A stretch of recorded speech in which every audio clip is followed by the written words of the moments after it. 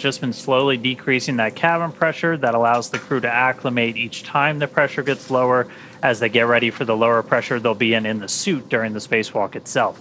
They've got the ability to pause the process if they experience any discomfort, but the ear equilibrium just kind of naturally adjusts as the pressure decreases. It's kind of like when your ears pop when you change altitude in an airplane. All 4 astronauts are going to be suited for the spacewalk today because Dragon does not have an airlock. That's also kind of why the entire cabin is going to be depressurized. That's why we have this kind of unique pre-breathe process with this stuff today too. All of that brings us to now. So far, the crew has prepared the cabin for vacuum, which includes securing all loose items that they don't want floating around. They also completed medical checks, suit inspections, and final checkouts of the oxygen, venting, and nitrogen repressurization systems. After that, it was time to put on their EVA suits.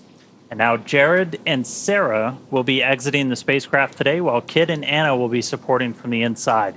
Crew in the outer 2 seats, Kid and Anna, are going to be fully strapped in, and then the 2 in the middle seats, Jared and Sarah, are just going to be lightly secured ahead of the spacewalk, since they're going to be moving around and eventually heading outside. As we listen into comms during the EVA, you may hear the crew referred to as EV1, which is Jared, and EV2, which is Sarah. Support 1 is Kid, and Support 2 is Anna. Again, they will not exit the Dragon during the EVA, but make no mistake, they are very much performing an EVA just the same, and their data is being collected as well. Once everybody's in position, the seats are going to get rotated upright. Generally, they stay in the recline position for the majority of the mission, but we're going to rotate those upright during the EVA just to give more room to move about. After that seat rotation, the crew verifies that their heads-up display or the HUD on their helmet visors are turned on, operating as expected.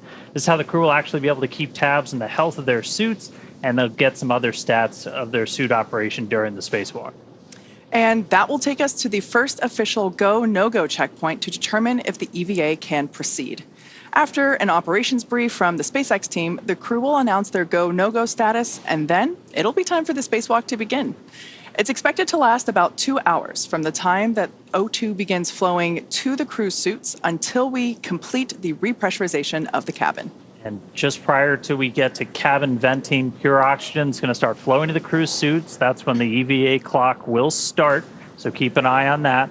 And this all gets followed by a suit leak check.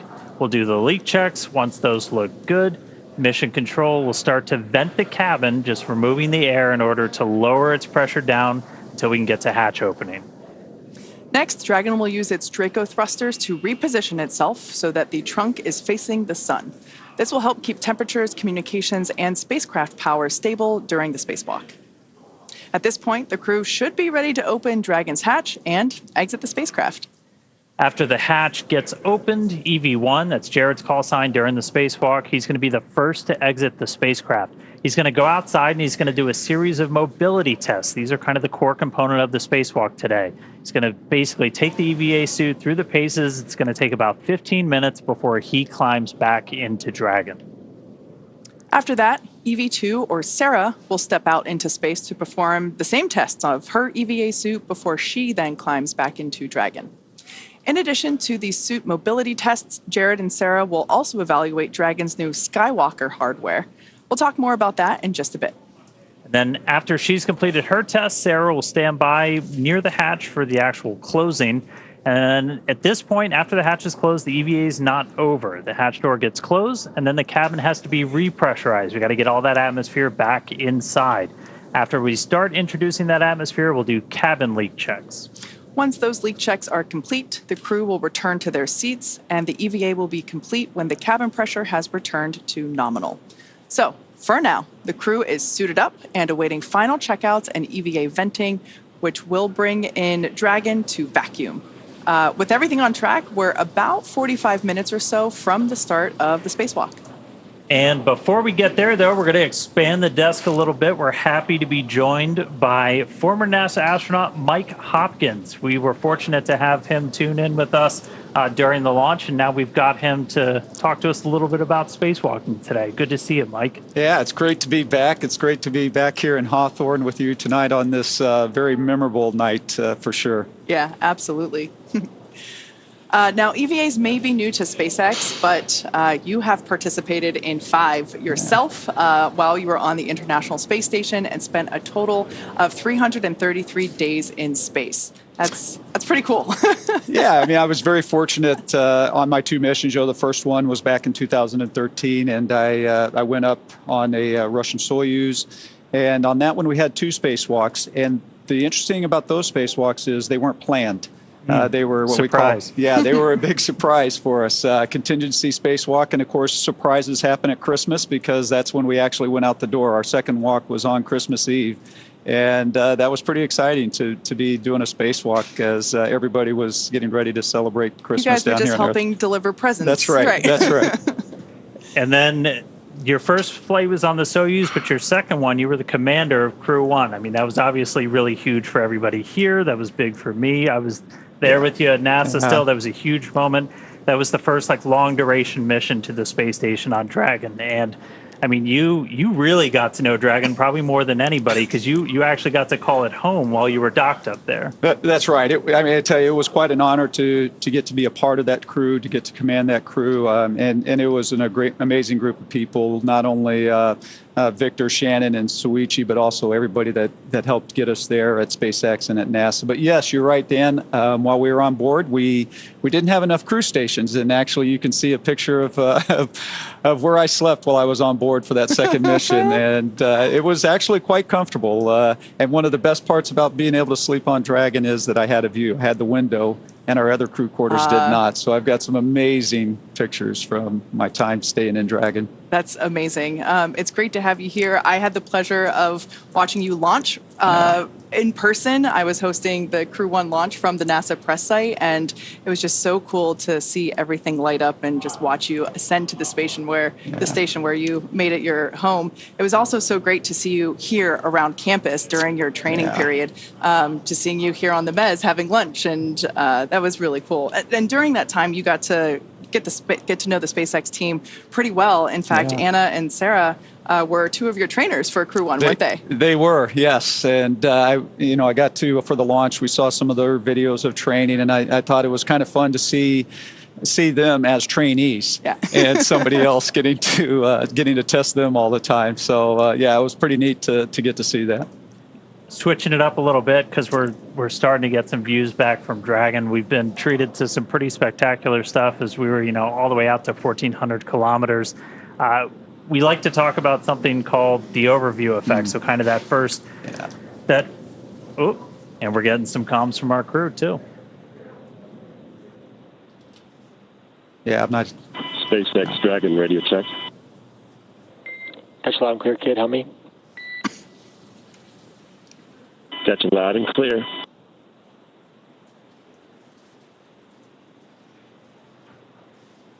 Doffing continues, and last stowage is going to be the cabin mic. Copy that, kid. Make that donning. All right, some quick comm checks. We heard Kid that Scott Potiti is going to be one of the support crew in there today. So our first comms down as we get ready for the spacewalk. But we're looking out the view. We're looking down at Earth, that overview effect. What's it like the first time you get to space, you get to look back? And, I mean, you can see horizon to horizon, the whole Earth below you. It's kind of funny, Dan, because the overview effect is definitely real. But when I first got to space on that Soyuz, gosh, how many years ago? Almost 9 years ago, I had this really weird feeling of falling. And so when I looked out that window the first time, I wasn't really thinking the big thoughts of an overview effect. I was kind of thinking, like, what is going on with my body right now? This feels really... That's pretty, but oh no. But again, fortunately, when you have time to be in space, you do have an opportunity to experience that, and it is definitely true. You'll hear people talking about that small sliver of atmosphere, and you see that, and that's what's keeping us alive. You see a world without borders, which is incredible. But one of the experiences of the overview effect that I had was that that it gives you that sense of answers, but it also, for me, gave me a lot of questions and made me realize that there's a lot of this world I don't really know much about, the other parts, other countries, other societies, cultures, languages, and so sometimes it brought as many questions as it did answers. Wow. Hopefully a bunch more trips then, right? That's right. Yeah. That's right. Now, for those of us who have never been to space, it can be hard to imagine looking down from there here at planet Earth. Space photographer and author Frank White originally coined the term the overview effect in a book of the same name. Here's a little more on the phenomenon that few of us have yet to experience. The overview effect is that sensation or that feeling that you get when you see our whole world from the perspective of being outside of it. It ranges the whole spectrum from like how delicate the Earth may appear because, it's only this thin blue line that separates this habitable atmosphere of our home planet to, the vacuum of space. It's hard to comprehend what the impact is going to be when I first see Earth from space. It just reminds us of how fragile our planet is. One of my roles on this crew is to shoot as much footage as we possibly can so we can bring it back and share it with the world. The big picture awareness that you gain from that sort of perspective when you're, journeying amongst the stars and see our entire planet as we know it there outside of your window, and kind of the philosophical and the many different emotions that it provokes inside of you when you see it that way. We have barely begun our journey to explore the worlds around us. And that hit me right when I saw the moon rise around Earth and saying, like, come on, it's been 50 years. We got to get back there, and we got to get to Mars, and we got to figure out how to get out of our own solar system and try and figure out what this is all about. There's so much incredible footage that crew members have taken from space and that you see from satellites. I think it's one of the things I'm looking forward to most on the mission is getting to see the Earth from that perspective. I can't wait to share what that experience is, but I guess I'll have to let you know once I get back. And I mean, I think I speak for a lot of SpaceXers. We're seat 4 is next, support 2 is next, and then EV 1 and 2 are shortly behind. Copy on that crew status. Getting a quick crew status from Kid. But yeah, I think I speak for a lot of SpaceXers. We really want to get up there and see that view, to feel that effect, to experience that, and being able to see it just from Dragon, and pretty soon getting able to see a couple of people go out of Dragon for the first time in a spacewalk. I mean, spacewalks are kind of like living on the edge with spaceflight. It's always really cool. It's really important for just about any program. Like, what are some of the things when you were outside the space station? What were some of the things that you were working on, Mike? Yeah, so when I went out, I mentioned that first spacewalk as contingency. We had a failure, and so sometimes when we're going outside, it's not planned, and you have a component that is no longer working. And in this case, it was a part of the cooling system, external cooling system on station. And so we needed to go out and replace this refrigerator-sized pump module. And so that took us a couple walks to do that. Other times we're going out and we're putting a new piece of equipment on board. Sometimes normal maintenance. Sometimes we're upgrading equipment like new solar arrays, new batteries, and things of that nature. And sometimes you're doing like what the Polaris Dawn crew is going to do today, and you're just checking out the suits and checking out the equipment that you're going to use in future spacewalks as well. Now, with all of the experience that you have up there, I'm guessing there might be an EVA experience or achievement that you are particularly proud of? Well, I'm proud of every one of them. Right, when you get out the door and then you come back in safely, I think that's what everybody wants to do. SpaceX, for awareness, we're going to be commanding a couple fans right here. You'll hear them run, but then we'll also be turning them off. No correction required. Copy. Actually, if I can, I'm just going to jump in on that. Absolutely. That's actually a very important call that was made. You heard him say we're going to turn on some fans, because when you're in space, you acclimate to the sounds around you of the vehicle. And when it changes, all of a sudden, you're kind of looking around at what was that. And so you heard them give them a warning that we're going to turn on some fans. And so that they kind of knew what was going. So that's actually a great call from the ground there. But anyway, going back to those spacewalks where I was outside and what are you proud of? It takes so much to put these vehicles up into space. And so when you go out on the spacewalks and you know that you're a part of keeping that going, a big part of it is you don't want to mess up, right? Because people are depending on you. And a couple of people watching over your shoulder. That's right. And so when you get back in and they call up and they say, hey, that repair that you just made, everything's working, looks good, station's back up 100%, it's like, okay, that feels great. Dragon SpaceX, our fan commanding is now complete.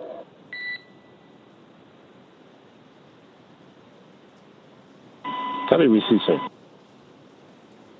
All right. Hopefully no surprise sounds in there for them. So, That's right. I mean, spacewalks are something that you train the heck out of. They're planned down to the minute. What are, why? Like, what are some of the challenges you can run into when you're outside doing a spacewalk?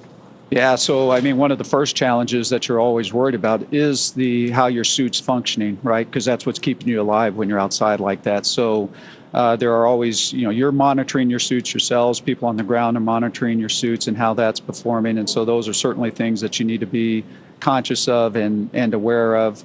And then when you're out there as well, there are so many steps that it takes to get through a spacewalk. I mean, hundreds and hundreds and hundreds of steps. And so it's too much for you to remember. And so that's where it's a teamwork between you and the ground.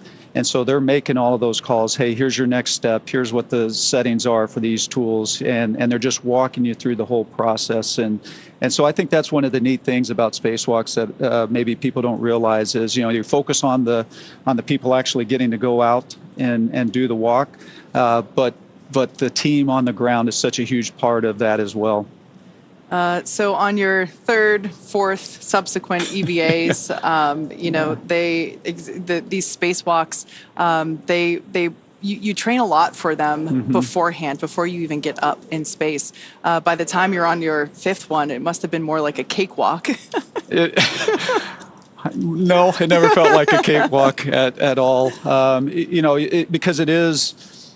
It is a risky endeavor, right? So every time you go out on the spacewalk, you're definitely very, very focused, and you never want to let your guard down with it. I will say you certainly are more comfortable with what's going on. You're more familiar, maybe is a better way to say that. But I think you can kind of trace it back to experiences down here on Earth. For me, a lot of times it's my sports background, so I'll equate a little bit of going out and playing a football game, right? Before every game, you're still nervous, right? Yeah. You're still got a lot of that energy. It was the same thing on my fifth spacewalk like it was on that first one. You still have all of that kind of nervous energy as you're getting ready to go out. Well, so right now we're still kind of waiting to get into some of the final preparations for this spacewalk. We should be coming up on seat rotation. I don't know if we missed it or not, but again, they're going to be rotating those seats to move them upright. That's just going to give the crew a little bit extra room to move around as we get into this.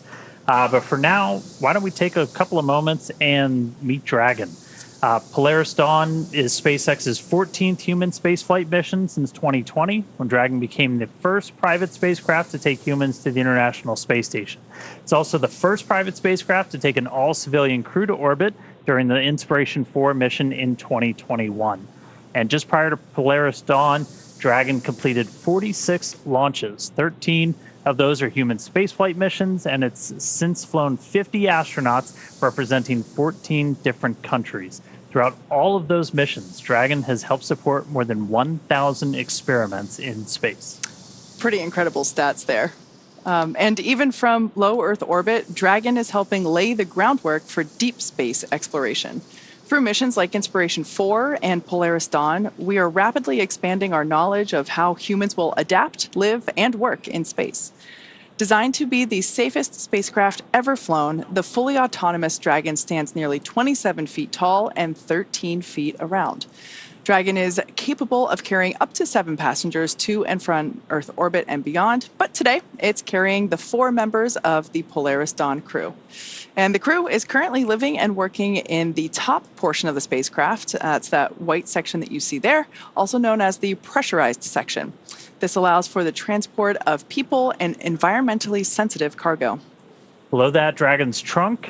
It sits right below the pressurized section that can carry unpressurized cargo on resupply missions, and it remains attached to Dragon until shortly before re-entry into Earth's atmosphere. And as you can see, about half the trunk is covered in solar panels. Those provide power to Dragon during the flight. The other half is the radiator. Dragon itself is equipped with 16 Draco thrusters. We got a really cool view of the 4 forward bulkhead ones firing earlier on this flight with lights on the Earth behind you. Those are used to orient the spacecraft during the mission. They also get used for apogee and perigee raise and lower maneuvers, orbit adjustments, and attitude control. For the EVA, the Dracos are going to be used to reposition Dragon so the trunk is facing the sun, and they're also there to be used for reorientation during the spacewalk if needed. In order to accommodate a spacewalk, this is the first Dragon to be outfitted with a Skywalker in place of the cupola observation dome. The Skywalker that you see there, looking up at it basically from underneath it, the Skywalker is a structure that is mounted to the top of the Dragon capsule, and the astronauts will use this to assist in exiting and re-entering the spacecraft during their spacewalk. The team also added additional nitrogen tanks to assist in repressurization of the capsule after the EVA. Another new feature on Dragon is the addition of a motor plus handholds and footholds inside the spacecraft to help with opening and closing the hatch during the spacewalk. This Dragon also carrying what we are calling the Starlink plug and placer, making this the first mission on Dragon to use the Starlink network in orbit. Inside of Dragon is a router connected to a user terminal in Dragon's trunk, and then this terminal is linked to a new plug and placer device that's mounted nearby. While we're not using Starlink for continuous coverage during this operation, we've been testing its ability to establish and maintain laser communications with our Starlink satellites there in orbit that are below Dragon. Dragon has proved to be quite a versatile spacecraft. It can autonomously dock to the space station when outfitted with the ISS docking adapter. And when it's intended for free flyer mode, the docking adapter can be swapped out. SpaceX Dragon, you guys are welcome to come back aboard if you want. SpaceX copies. Don't have a ground station right now, but we'll go ahead and bring cameras back on board so we get it when we do have ground stations. Copy. Quick comms there with SpaceX Core from the Dragon capsule. That was the crew just letting the folks here in mission control, letting us know that it's okay to turn the onboard cameras back on once we have coverage for those cameras.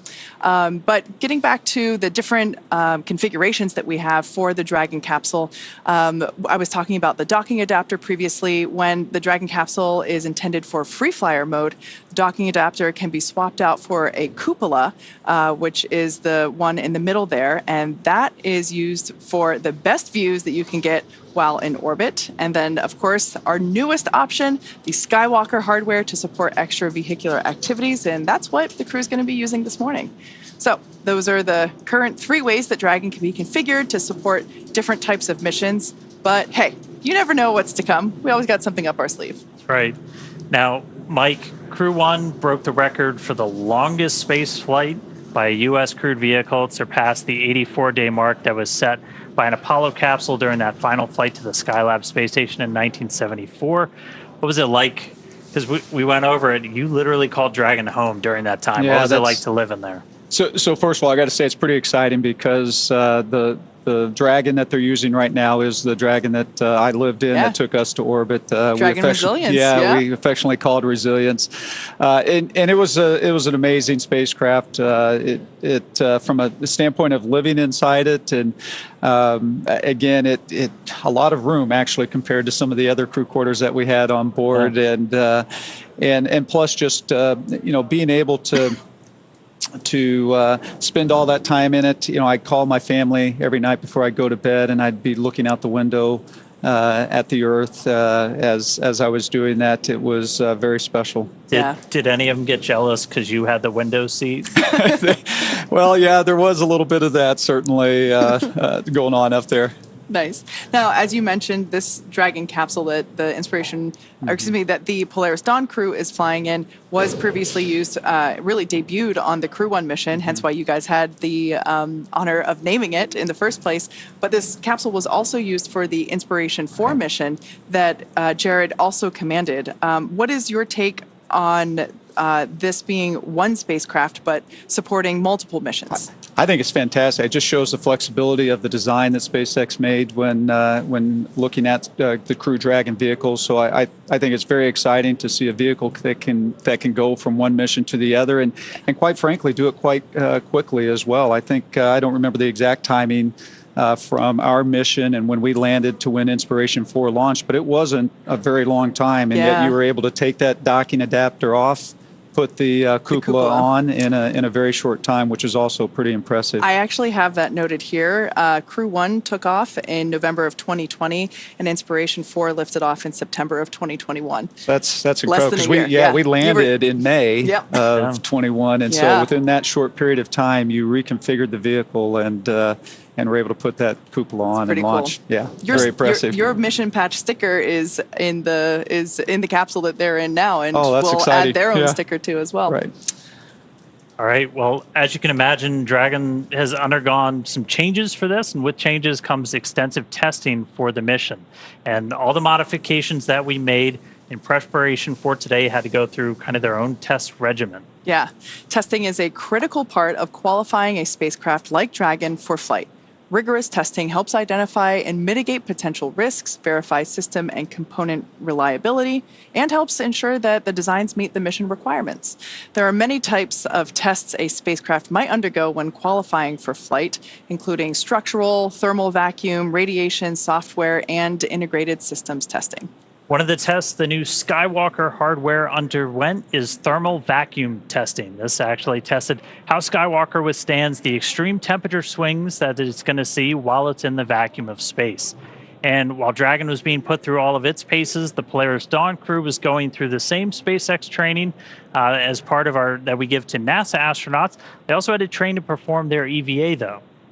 For basic training at SpaceX Hawthorne, they got trained on everything from orbital mechanics to just how to live and work in microgravity. Also ran through numerous simulations of what the full mission would look like while they were seated inside of our Dragon trainer.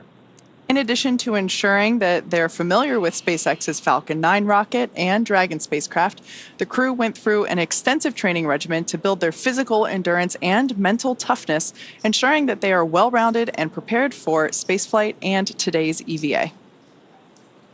Now, switching gears, one of the coolest things, designed in-house by SpaceX, the EVA suit has all the functions of our original spacesuit with the added bonus of allowing astronauts to exit the spacecraft while in orbit.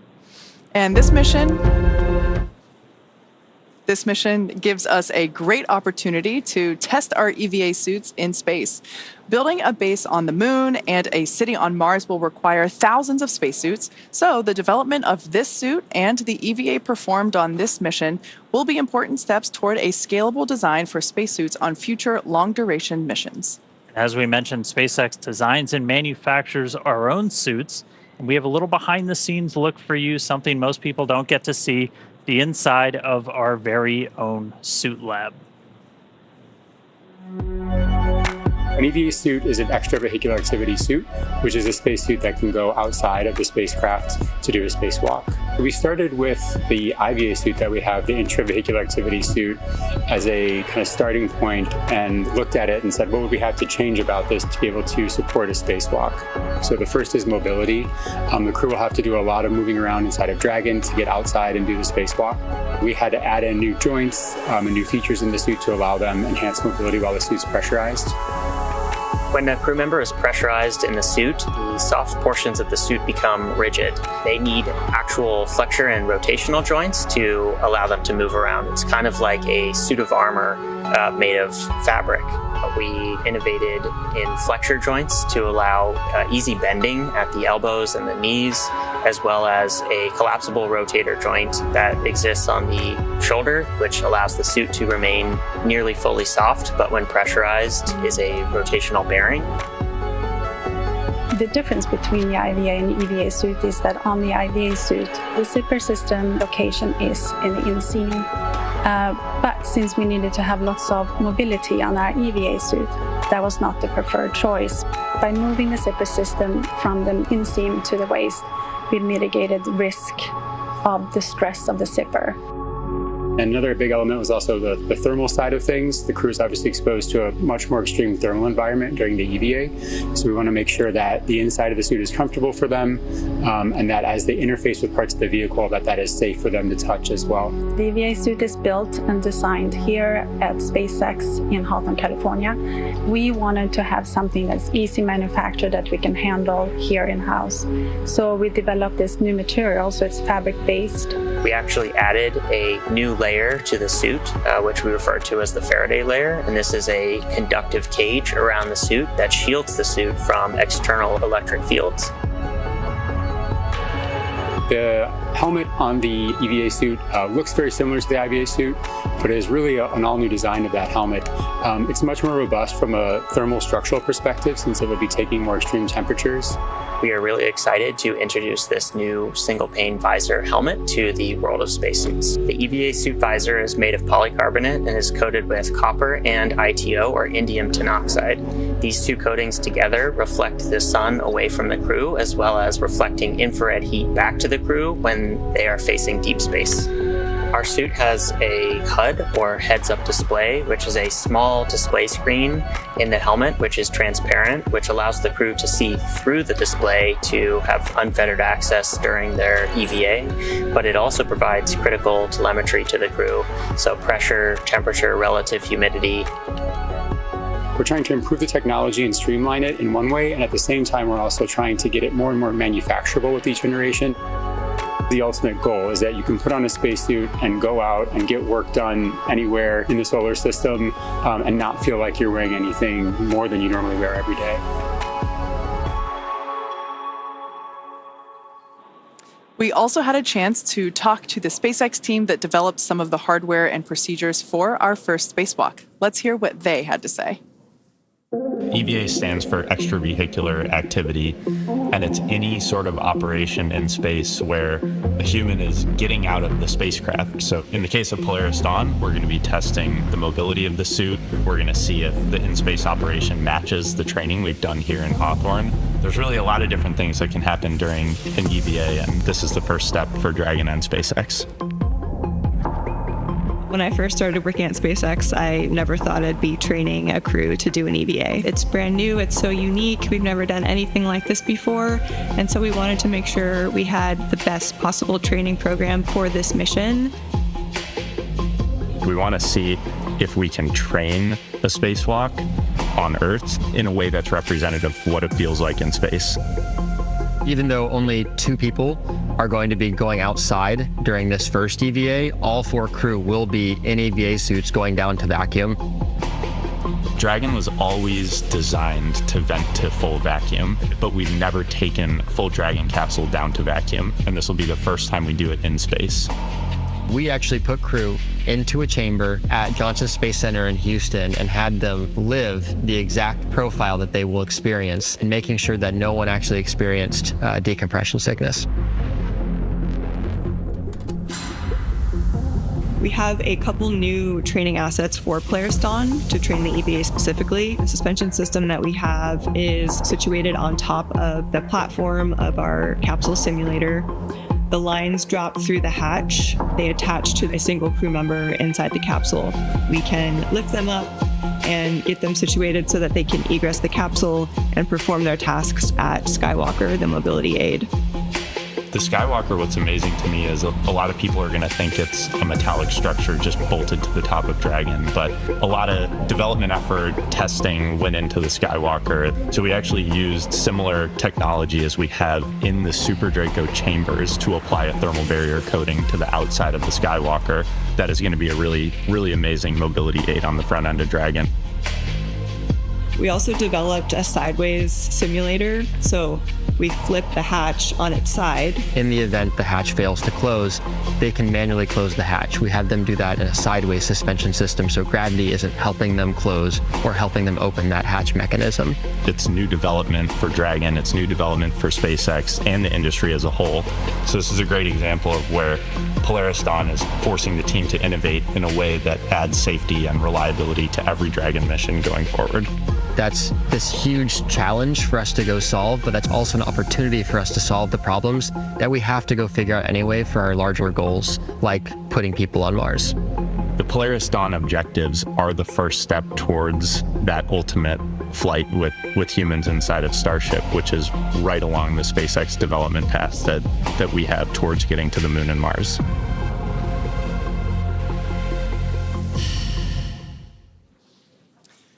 Love seeing how not only the suit, but the space operations for the EVA itself came together and were developed. Now we are still counting down to the spacewalk this morning.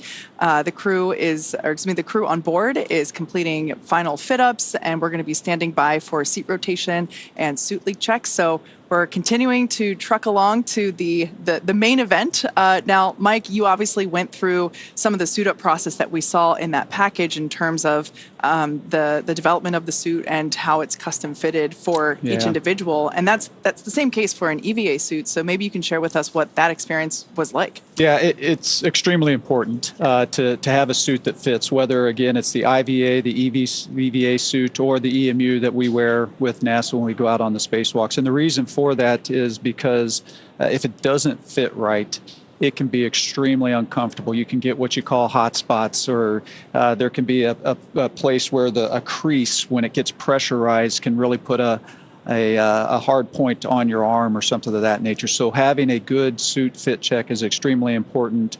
And it's one of the things that was kind of fun as well, because you get to spend a lot of time with the suit team here with Chris and Eric they're and Maria. A great crew. They're so good. They're fantastic. And I mean, just over the years, they've gained so much experience, and they can really help you hone in on what the really good fitting suit is like, with just the way they ask the questions and lead you through that process. Wow. What are kind of the sensational differences from being in like the IVA suit? Because a lot of times the IVA suit, when it gets pressurized, it fills up, but you're still in like a pressured environment. With EVA suit, you're in the vacuum. Right. And so like what's it kind of like? Yeah, so that IVA suit, it has a different purpose, right? And that the purpose of that IVA suit is to keep us alive in the event of some type of an emergency that might happen during a launch or a landing. And so that's that case where either you have a fire or you have a depress event, and so that suit's going to pressurize. And so in that case, we're not as worried about like the mobility of the suit. You just want to get home and do it in a safe way. And so you need to have enough mobility to still be able to control the spacecraft and do the things you need to do, but you're just not as worried about it because you're not trying to perform a maintenance activity or something like that when you're going out on a spacewalk. And so I think that's one of the biggest differences between the IVA suit and the EVA suit, is just what the purpose of it is and what you're trying to do with it. Yeah, that feedback loop is so important to be able to communicate what feels good, what doesn't, because I imagine, as you're out there and having to perform, as you mentioned, maintenance activities, among other things, that the functionality of your body is critical to perform those. It really is, and probably one of the hardest, I think, parts of the suit to design is the gloves. Right, because absolutely, you hear us use the term "it fits like a glove," right?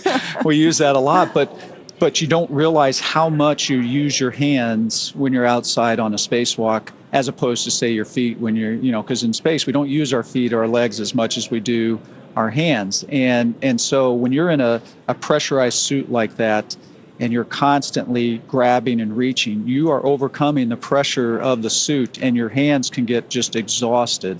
And you can get those hot spots. I had some issues with my EMU gloves when I first started training at NASA, and I would actually get what's called delamination on my fingernails. Ouch. And so there's just little things like that it really matters how well that suit fits and how well it functions. And so you don't realize how important that is sometimes. Yeah.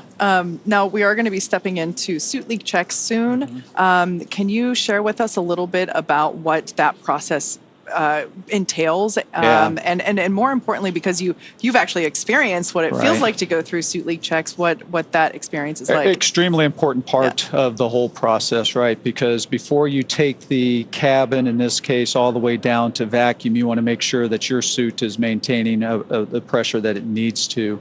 And so it's a not a very long process. It's usually just a few minutes to 2 or 3 minutes.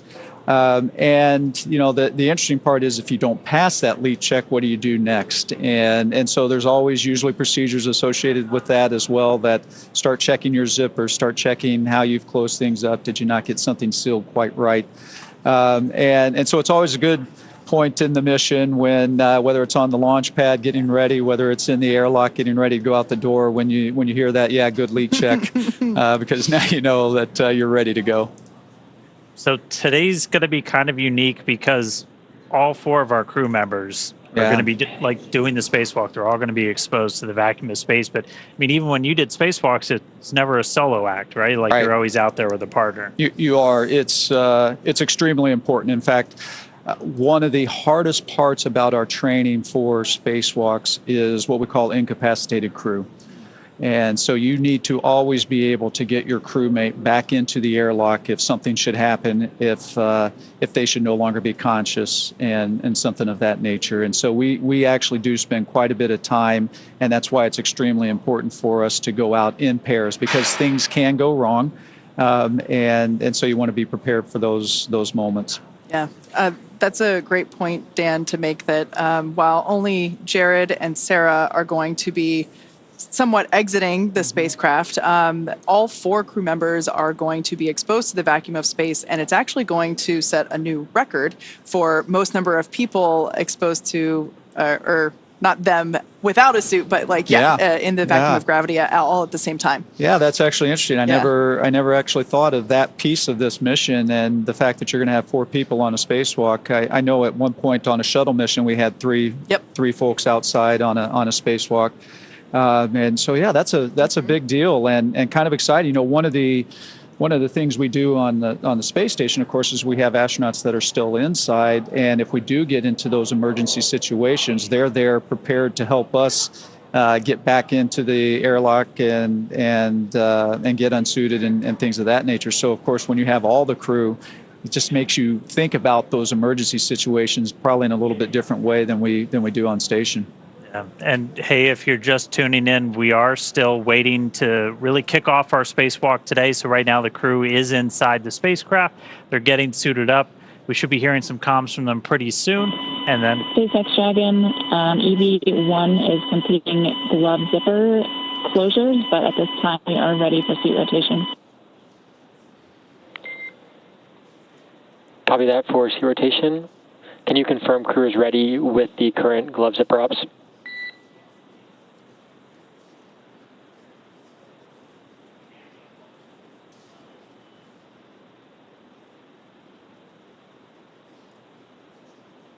All right, I guess they just needed me to say it was coming soon, and then there it is. But we are going to hear the seat rotation coming up soon. Again, they're in the recline position. And I'll do standby well to get them to the seat. Copy. Standing by. So they're going to get those seats rotated, and then we're pretty much going to be ready to start getting into things. And our EVA is going to officially start when we start flowing O2 into those suits. And so that'll kind of start our clock. We're going to be showing you some of the telemetry. So all those numbers, the bottom of your screen, you've got a couple right now. That one all the way in the bottom left corner, that's your Dragon. That's your Dragon cabin pressure. That's in PSI. SpaceX Dragon, you're ready for seat rotation. SpaceX copies. Initiating seat rotation.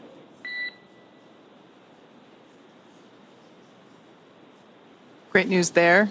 That's going to help give the crew a little bit more room to move around during the spacewalk. And after we get through the seat rotation, we'll be able to perform those suit leak checks that we were just talking about. Yeah, before they do that, they'll do what's called a tear. So it's kind of like if you're ever using a scale, you zero out the scale before you put something on it. It's essentially what we're doing with the suits. They'll get like a baseline reading. And then as we start to actually pressurize the suits, we'll be able to measure that against the baseline, make sure everybody's got basically a nice seal before we start that vent. Yeah, that one's pretty important. That was pretty important.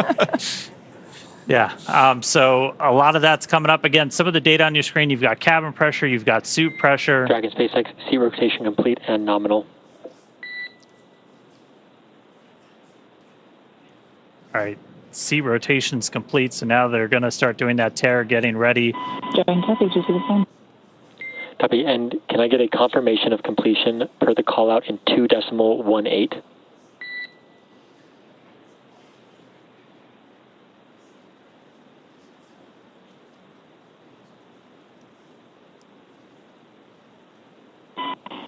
H1 SpaceX, complete with 2.18. Copy. At this time, you are go to step into section 3 and tear suit deucers.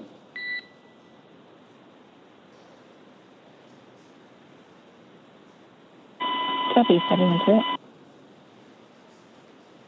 Just a quick reminder, in case if you missed the top of the show, we're going to be referring to the crew a little differently for the EVA activity than we were previously. So we heard Anna talk EV1. That was referring to Jared. So basically his call sign for this spacewalk operation is EV1. Sarah's call sign will be EV2.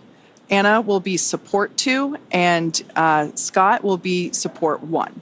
Also, Scott and Sarah are switching seats. Perhaps they already have. Yeah. Copy, standby for HUD power for pressure sensor checkouts. Okay, so our suit tear completed. So next up is going to be the HUD checkout. So the HUD, your heads-up display. Very excited about this. Really excited about this. And Mike, I'd love to kind of get your perspective on this real quick. We do have on your screen, though, that's your seat order. So you've got EV1. Jared is in that seat. He's going to be in that seat right now, but once we actually get ready to open the hatch and everything, he's going to be positioned kind of over by the hatch. And then Sarah, EV2, is going to be in one of those center seats. Then you'll have Anna and Kid on either side. Dragon SpaceX, suit HUD's powered. Report results of primary sensor HUD checks in 3.2.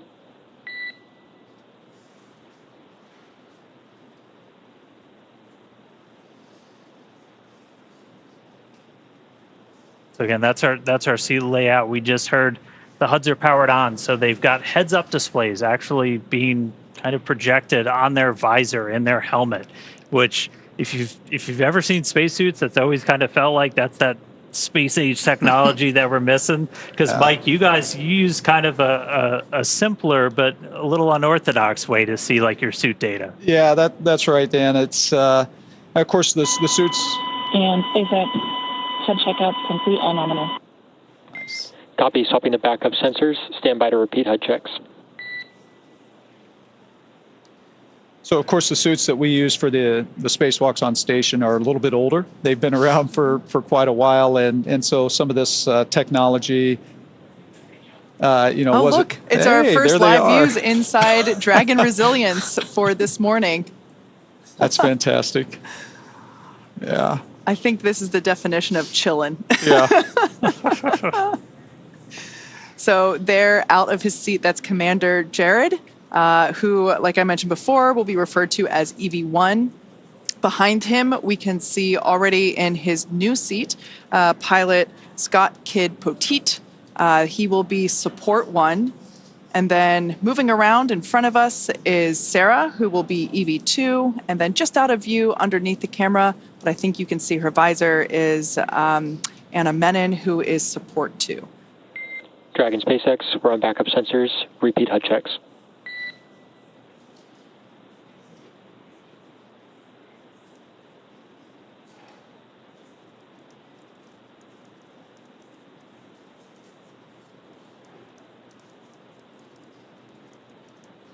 The crew's going to check out those heads-up displays one more time real quick. SpaceX HUD checkouts on backup sensors are nominal. Copy, good HUDs. Returning to primary. Stand by for helmet camera checkouts.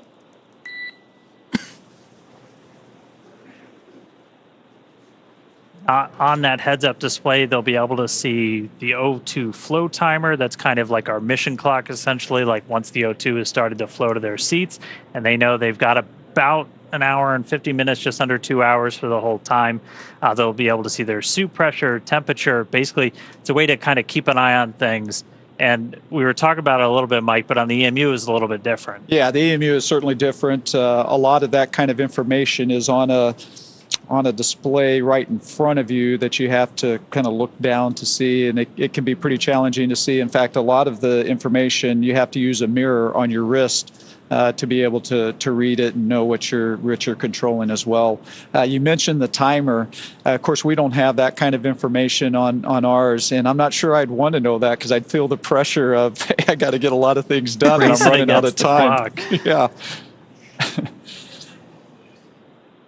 All right. So they're going through these HUD checkouts again pretty soon. Dragon SpaceX powering on helmet cams. We're going to get the helmet cams powered on. Again, give you that kind of look right over their shoulders.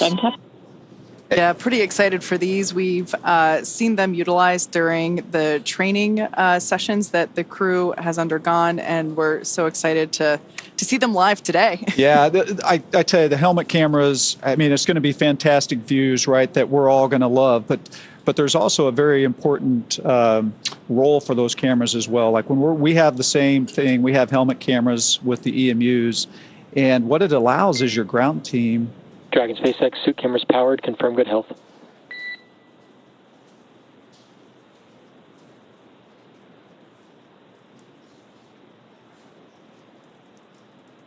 So it really allows your ground teams to kind of be able to see what you're doing and SpaceX we get video and both speeds, no problem. And almost double check your work. Copy. Checkouts complete. HUDs will remain powered. Proceed to step 3.3, operations review through 3.8, report when complete.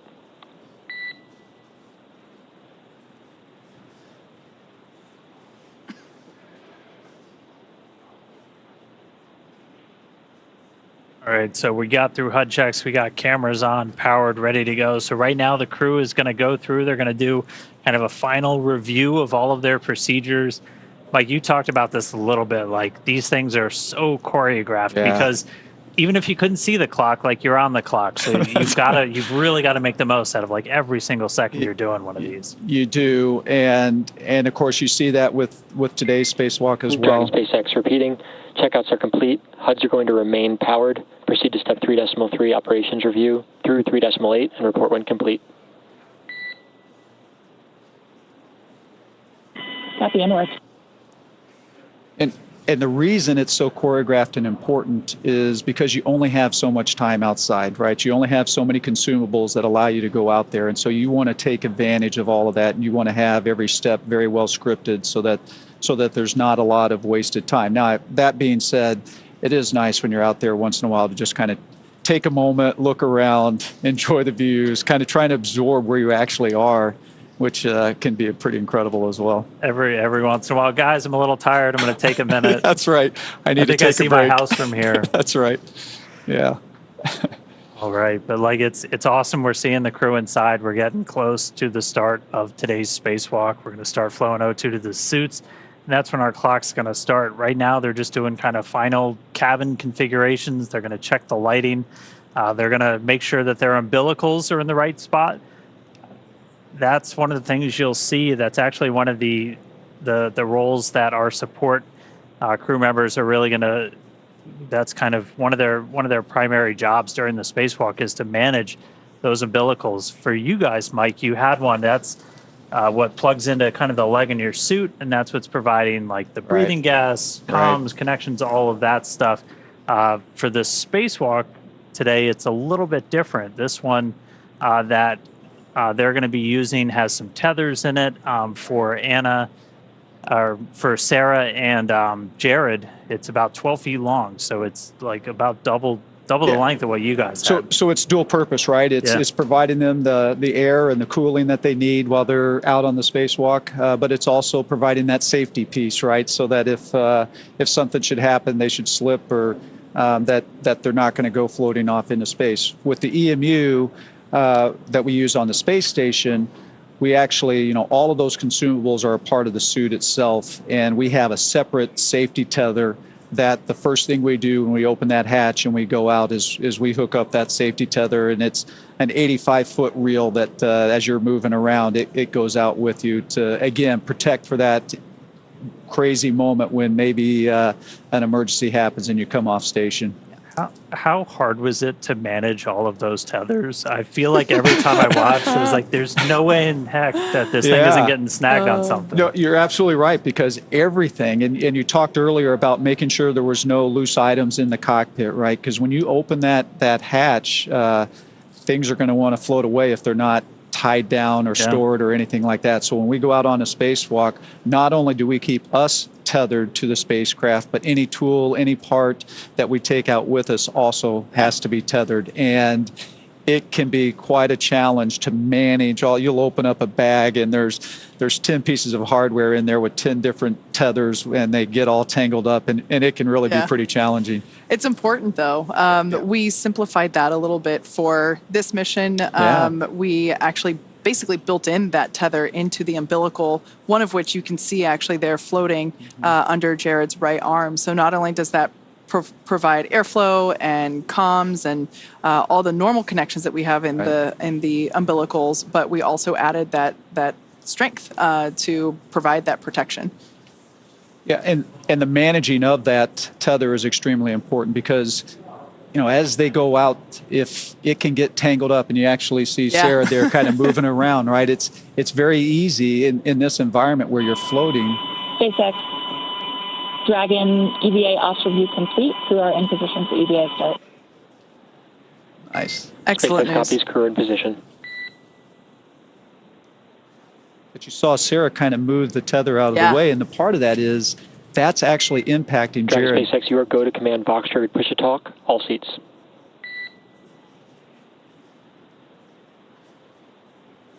Copy, Inward.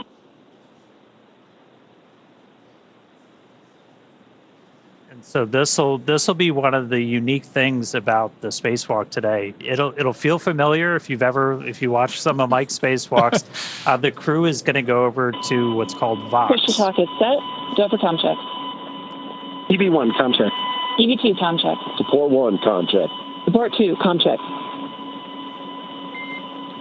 SpaceX copies all, good comms, all 4 crew. SpaceX copies all, good comms, all 4 crew.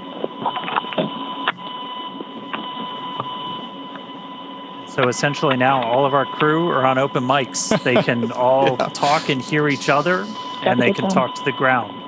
And so you're going to hear a lot more chatter start to pick up. Once we start the suit pressurization, you're going to hear almost like a sound. That's just the air starting to flow into their suits. How loud does it get inside your suit? It actually is quite loud.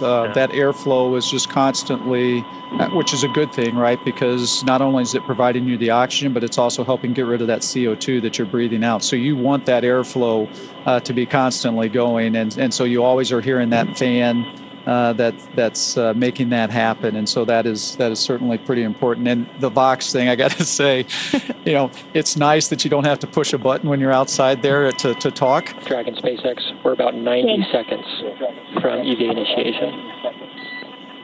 Got some fist bumps going on. Yeah.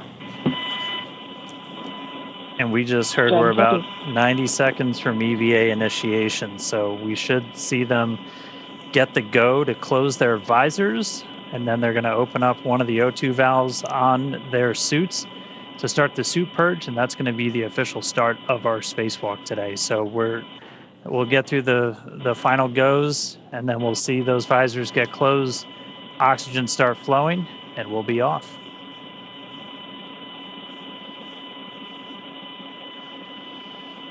I love how everyone looks so calm and collected right now. I think that's a great visualization of just all the extensive training that they've gone through to get to this point. This has been years in the making. I'm sure they're excited, but everyone's focused. It is an interesting time right now, right? Because one of the hardest parts I always found about Dragon SpaceX. SpaceX is go for spacewalk operations. Report visors down, ready for secondary O2 flow initiation, and crew is go for spacewalk. Verify your visors are closed.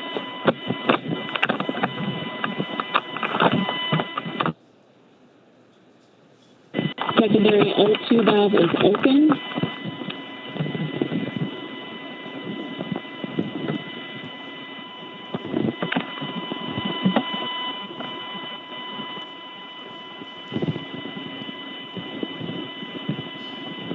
And that you are go for the EVA.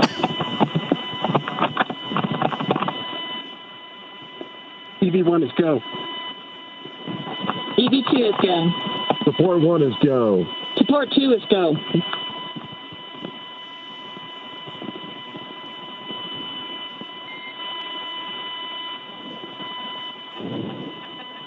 Dragon SpaceX initiating secondary O2.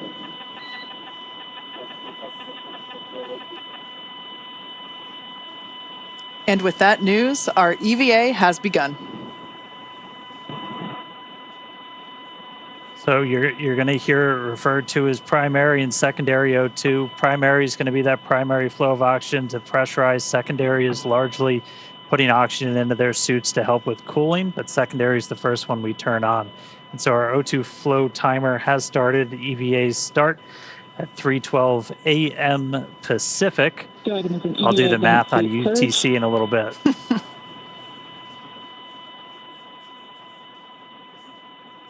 So this first operation, or this first step in the operation, is a suit purge. So inside their suit, obviously when the visor is still open, it's still a nitrox environment. It's the same as the cabin. And since they're going to be at a lower pressure than what you can basically live at with oxygen levels, they're going to be on pure O2. They're going to be a 100% oxygen environment. And I mean, you guys were kind of in the same thing. And it's because like your suit, you can't move a suit around at 14.7 psi, can you? No, maybe you can, but like no, that'd be pretty tough to do. And as we had talked about earlier, that's why that mobility is so important, because when that suit is pressurized like that, it can be challenging to move around. Absolutely. So here on your screen, we can see the Polaris Dawn crew. Now with their visors down, the EVA has begun. We are beginning to flow that O2 through. Now, we will, of course, bring these views to you as we have them, but due to ground station coverage, they do come in and out here and there. But every moment that we can, we will certainly be sharing these with you. I also wanted to point out quickly that the window near kids' feet was so much brighter than it was just even 5 minutes ago. We're going to be seeing that in stark contrast as soon as we get the EVA, or with the hatch open, and EV1 out there. Yeah, it's kind of interesting you mentioned that, because as you're going around the Earth as fast as you are, right, in 30 minutes or 45 minutes or so, you can be passing in and out of that sun and going into shadow. And so that brings its challenges as well, because the temperature can change pretty drastically just in those transitions from night to daylight, and so it's an interesting moment when you're passing through that time. That's actually one of the reasons that the visors have this new coating on them, different than when you wore a similar helmet. That coating actually helps to insulate the individual inside the suit, so when they're looking at the sun. Dragon SpaceX. A reminder, after the initiation of primary O2 flow, EV1, EV2 will need to adjust VOX threshold low following primary O2 flow initiation. EV1 copies. EV2 copies.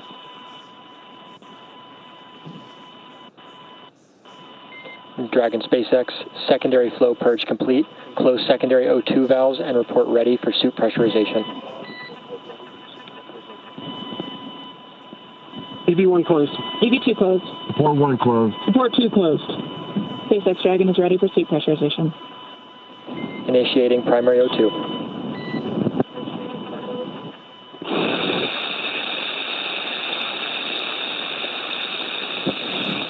This is normal. This is with the airflow coming through. The crew members are on Vox, meaning that their microphone is on the whole time. So Sarah and Jared are going to be adjusting their audio levels as this flow continues to help regulate that.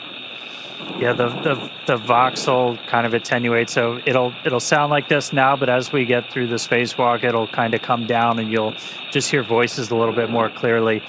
Their voices are actually going to change too. Like, did that happen to you? Did that throw you, Mike, the first time you heard that? It absolutely did. Yeah, because you're talking and you're going, who is that? Right? 'Cause you don't realize how much different it can sound. Yeah. Your voice can sound in that lower pressure environment. Yeah. Speaking of lower pressure, we can see the pressure changing there with the telemetry in the bottom left-hand side of the screen. So we can see that suit pressure going up, and we're able to keep tabs there as well with the Dragon pressure. So Dragon on the far left circle, that's the pressure within the cabin, and then suit, obviously that's the pressure within the suits. So we'll actually be able to, and I think we've kind of been able to see it already, that these suits will inflate a little bit, look a little different. And we were talking about the visors before, so when they're in the sunlight, that coating will help keep them cool and not overheat them, and then when they're in shadow, it'll help keep them warm. So, and it's also like your sunglasses as well. Yeah. Right? Serves that purpose. All right, so at this moment, the suits are getting their primary pressurization. This takes about 3.5 minutes, a little bit less, and then we're going to go through those actual suit leak checks. The crew will probably get a reminder they have to stay really still when we do those leak checks, and I always was kind of wondering, like, why the heck? And like, if you bend your arms, you're actually going to start, changing the volume inside the suit, and that'll cause pressure spikes. And so that's right. You got to stay really still. Yep.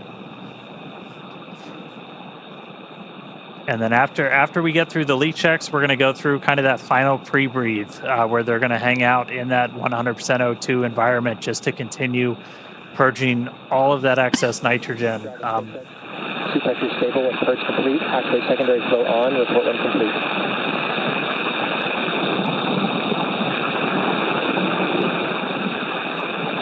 EV1 open. Port 1 open. Port 2 open.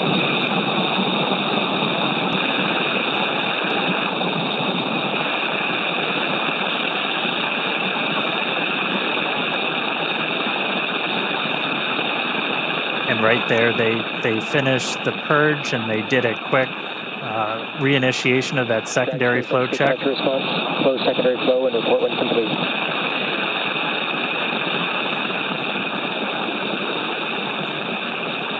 EV1 close.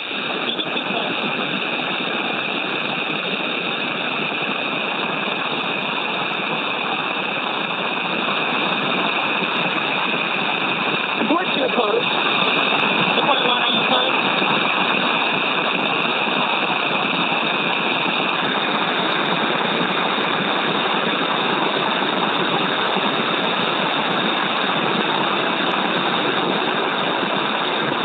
Report 1, SpaceX, can you confirm secondary flow is closed? These handles that we see Jared holding on to, these were one of the additions or customizations for this mission that we talked about earlier.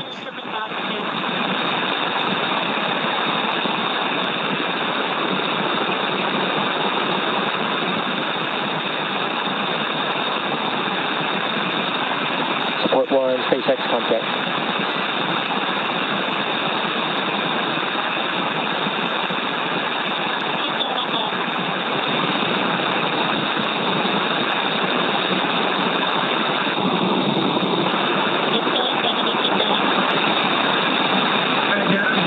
We got you. All right, copy, got support 1.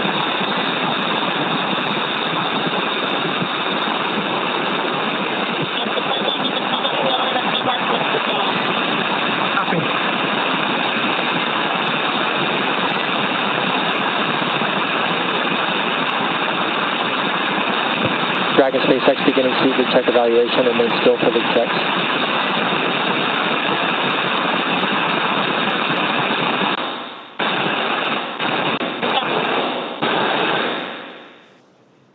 Once again, that background noise is expected. That is the microphones and the flow of air within the suits. So we're trying to stay quiet to, along with you, listen in on what the crew comms are as they go through. We're also going to get views in and out, as we mentioned before, due to ground station coverage. Continuing suited previews.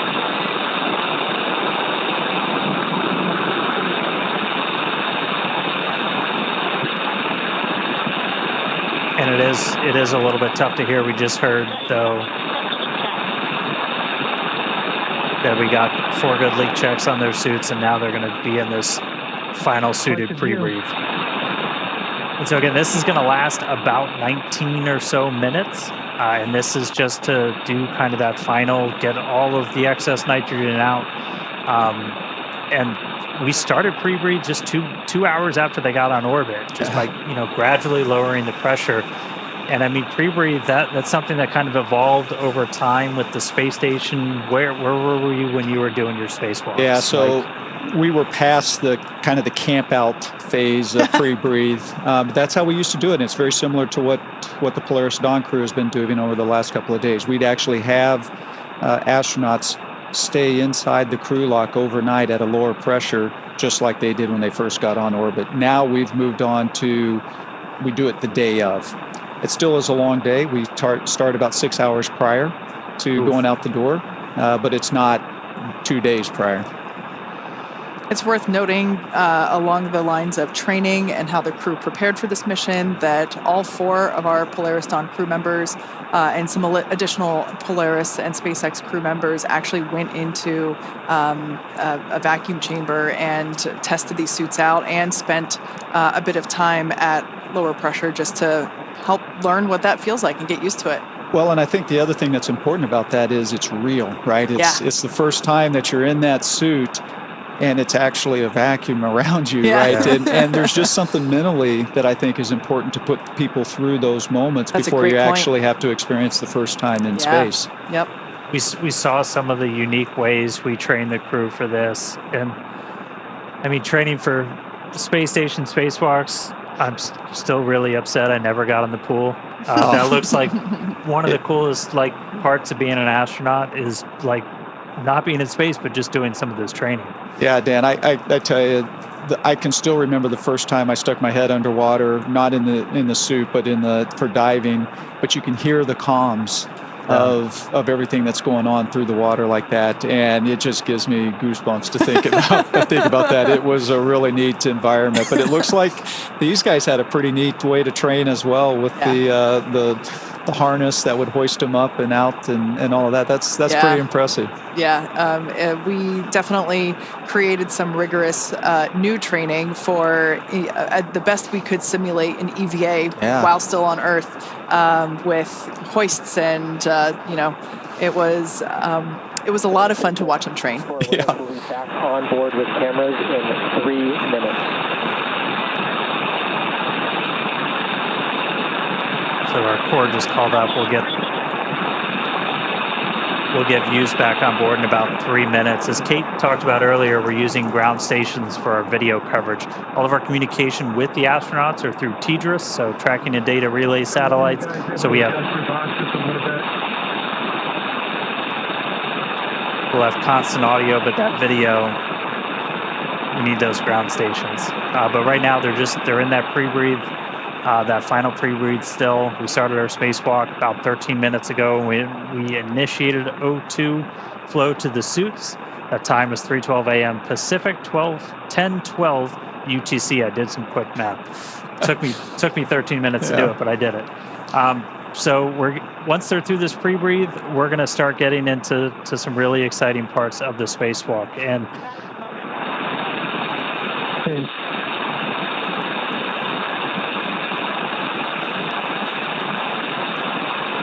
And then after we get through the pre-breathe, we're going to get to cabin vents. So, what's going through your head when you're like, man, it's happening. The air's going out. It's really happening. It's happening. Yeah, I tell you, it is a long process to get to this point, right?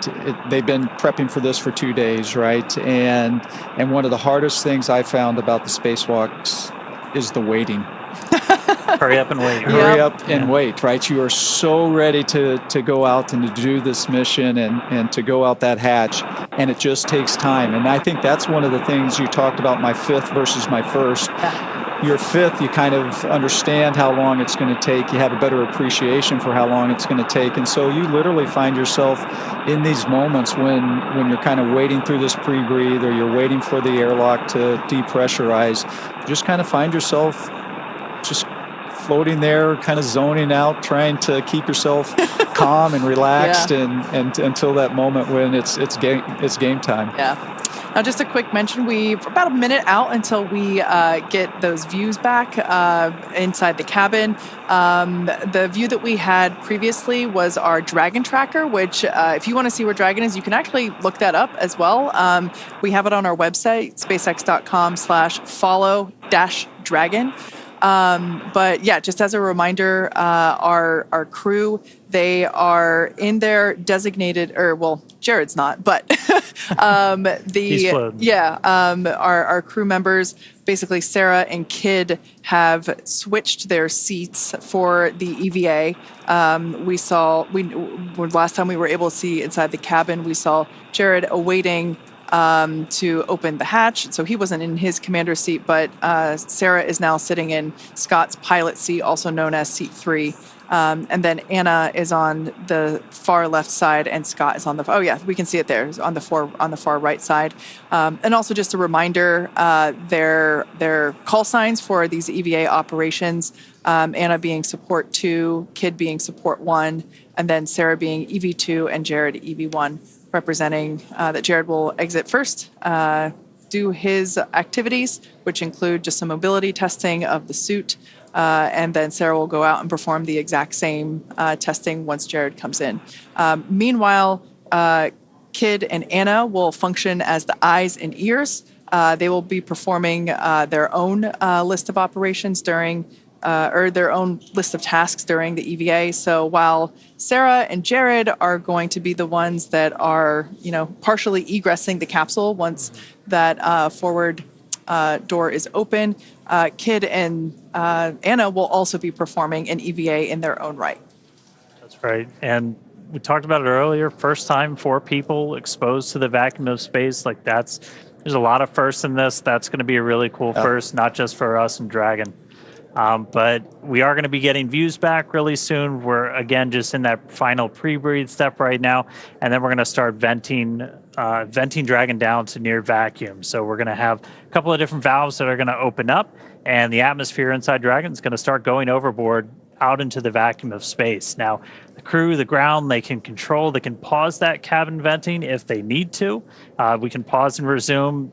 The most likely reason is for ear equalization, is again, you're going through a lot of pressure changes anytime you do a spacewalk. And so if you've ever flown on an airplane and your ears popped, you've experienced just a little bit of what they might be going through right now.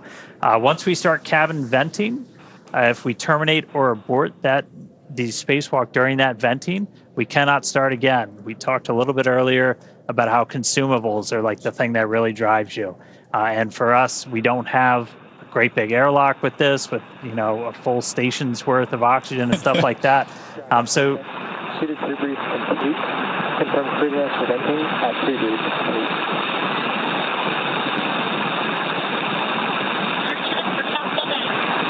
EV1's go. One more go. Parking down. Copy, initiating cabin venting. There we go. That is great news. Exciting. So that breathing of increase,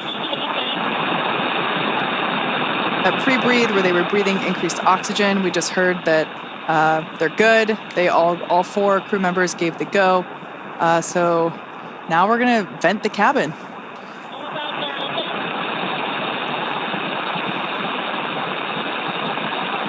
yeah, in total, this will take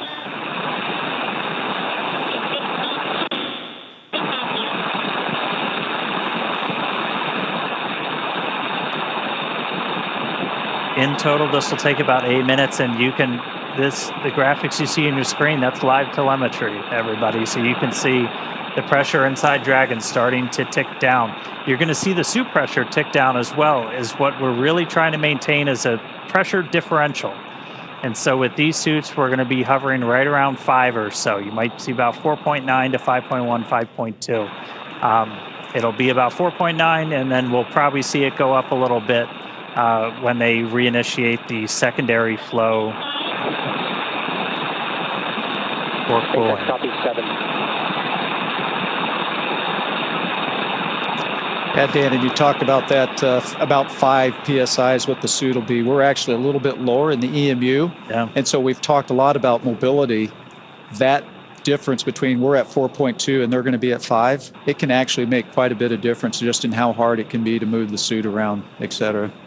Yeah, this crew got to, and that's something we can simulate, you know, in a vacuum chamber or even just in 14.7. You can simulate that differential pressure. Getting calls from the crew. They're monitoring along. EV1 fist.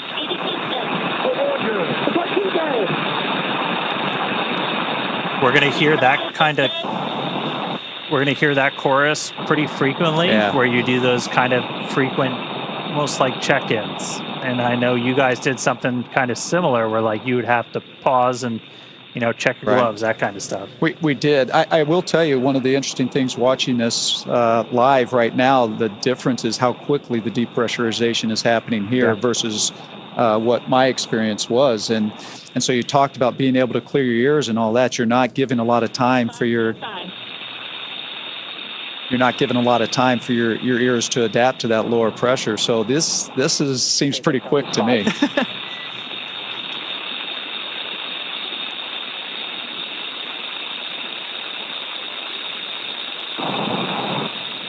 Yeah, breaking new ground with this, new suits, new operations for everything. We're at about 4.5. We're going to see that tick down. It's going to get down to just under 1, and it's not going to go all the way down. And then what we'll actually see is we've got a capability to open the hatch automatically. We've got a motor in it, but Jared's actually going to unlatch it, and he's going to give it a little tug to kind of break the seal, any of the kind of the stiction in the hatch itself, and that's going to kind of take the capsule down to its final vent before Sarah, who's at the displays, she's going to command the hatch to actually open. Yeah, that's a good point. And you know, there will be slightly more pressure inside the capsule, so really just helping. 4 PSI, seat pressures look good. SpaceX copies 4. So Jared really can't open the hatch all in one fluid motion, so we will see him release that pressure slightly before being able to open it completely.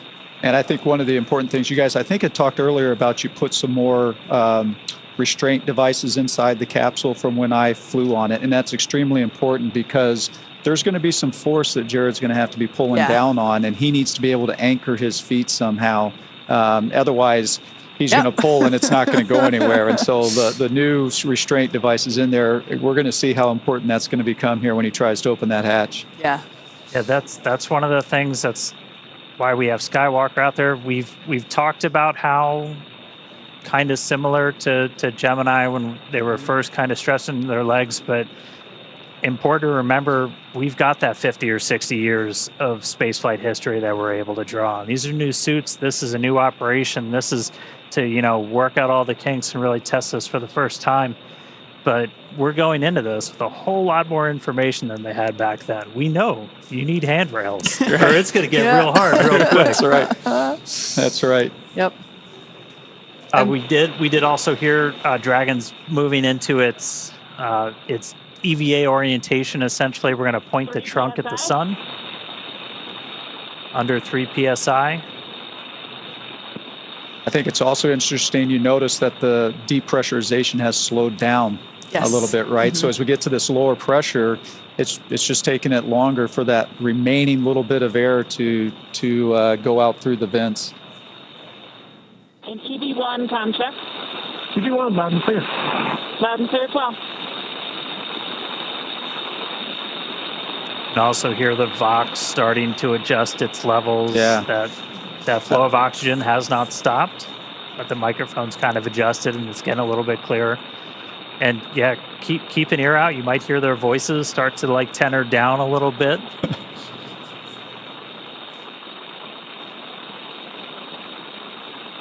I do think that's an important point, Dan, that how important comm is, right? And when it's compromised a little bit just by that extra airflow and the Vox not keeping up with it right away, how challenging it was just to hear those calls, and they can be some pretty important calls. Of course. Comm is just critical. We can see Dragon capsule now approaching close to 2 PSIA. Like Dan mentioned earlier, that's going to get to just under 1. It's incredible to think that, the Dragon capsule in all of its power and glory and awesomeness, the new capsule is around their bodies, right? Yeah. That is what is going to protect them from the vacuum of space. And, just seeing how, even though it's puffed up and we know that it's, holding that pressure, it still looks so cool, for lack of a better word. Everyone's good. We're good. Supply 2 dead. Yeah, you really have 4 mini spaceships in there. Pressure approaching 2 psi. I guess that means we have 4 aliens in there too. Yeah, that's right. Dragon SpaceX, less than 1 psi from hatch operating pressure. We have a TDRS handover in 2 minutes.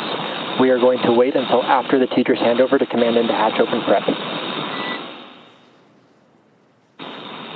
One copy.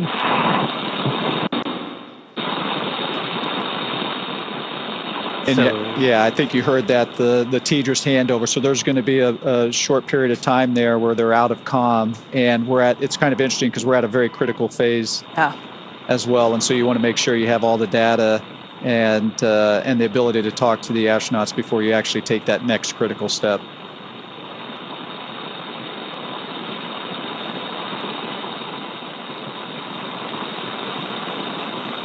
We'll see it. We're seeing that pressure continue to tick down. Dragon originally designed to be able to still operate in a vacuum. That was some of the emergency situations I know you trained for, Mike. We did make some modifications to this one to essentially turn Dragon into a functional airlock. We added some additional vent paths. We do use like some of the same ones that you guys use to like pressurize the vestibule and stuff like that. That are actually in the hatch, but we've got an extra one in there to be able to essentially do that depress as quickly as we did. But we're gonna see that get down to a little under 1, and then we're gonna see Jared kind of jump into action. He's gonna unlatch the hatch, and then he's gonna give it a little pull to break the initial stiction, and then we're gonna be able to see Sarah. 1.5 psia. All suits look good. One copy. That's one thing to note, that while we have been progressing through this pretty quickly, we did have the capability to pause if any of the 4 crew members needed to, take a moment to, let their ears come to equilibrium or just kind of get comfortable again. We did have that option, but everything has been going really well so far. We haven't had to pause cabin venting. And if you're just tuning in, heck of a time to do it. We're about good timing. A little under 28 minutes into the spacewalk today, which again, that started when we started flowing O2 to the suits of these crew members. That was at 3:12 Pacific, 10:12 UTC. We just heard that Dragon's now in its EVA attitude. Handover complete.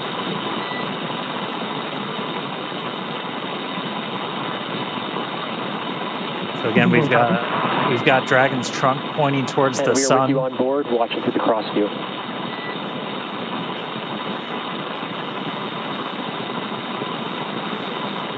That was SpaceX core Arthur Berrialt, just letting the crew know that where the cameras are on inside and basically which camera is looking at them.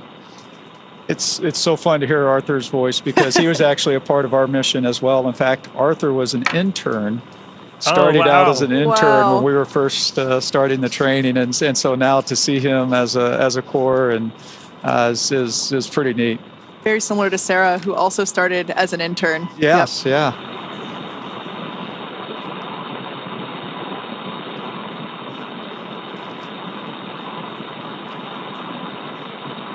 Right, we're coming up on 1 psi. You saw the light change a little bit through that window as we're in our EVA position, trunk facing the sun. That's going to help us with thermal inside the capsule and on the crew suits. Also going to make sure we're maintaining that optimal pointing for communications with the TDRS satellites. Once the hatch is open, we're going to disable any of the Draco thrusters that point forward, because you don't want thrusters firing off when a crew member's outside.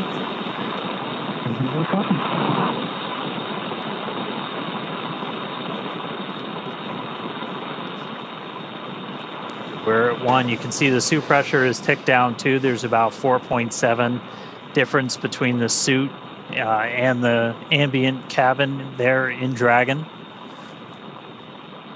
That umbilical that you see there just to the side of Jared, that will continue to flow the air into his suit as well as provide telemetry and communications connection.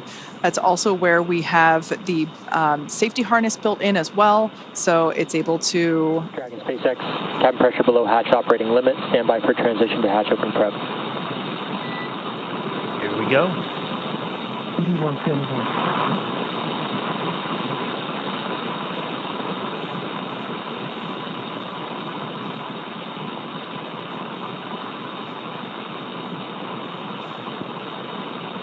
Mike, did you get to open the hatch? I did. You did? Yes. Yeah. When you go out as EVA hatch open front.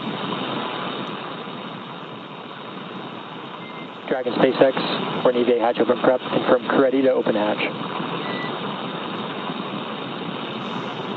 That is great news. Hatch opening. EV1 good. EV2 good. EV1 good. EV2 good. SpaceX EV1, we're ready to open the hatch. SpaceX copies. Dragon, you are go to open hatch. Go. Excited. Copy that, SpaceX. Go to open the hatch. Mike, as you mentioned before, that continuous communication. The hatch handle.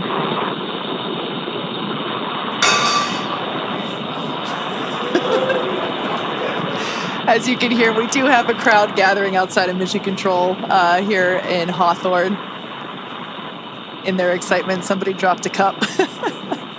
We can see our commander, Jared Isaacman, now turning the crank, which allows the that top hatch to open.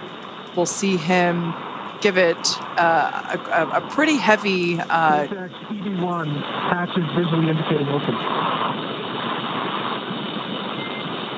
SpaceX copies. Stand by.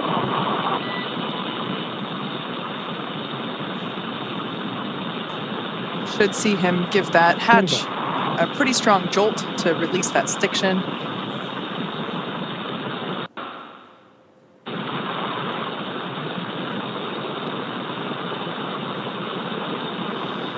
Hatch is now unlatched.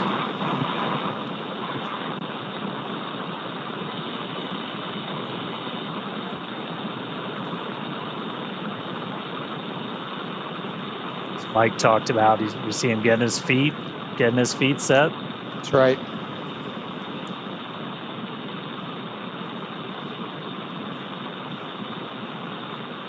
Dan, you'd asked if I'd gotten open the hatch. So when you go out as EV1, just like Jared here is EV1, that's typically the role for you is to open that hatch. And you guys have to draw straws, fight over who gets. It's exciting. It is. It's very exciting. Yeah.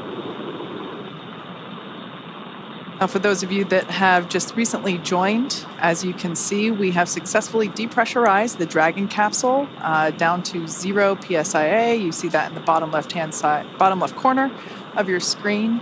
Our 4 Polaris Dawn crew members have gone through the O2 flow, and we see Commander Jared Isaacman now standing by to open that top hatch. The nose cone is already open. It opened just shortly after the crew got into orbit. So, Dragon SpaceX target pressure reached.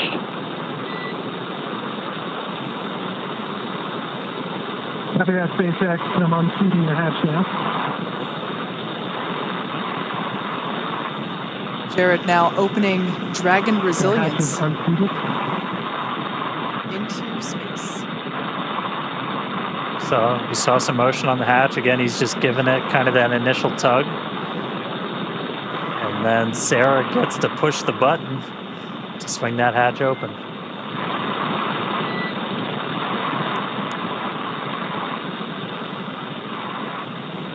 Much more movement there on the forward hatch.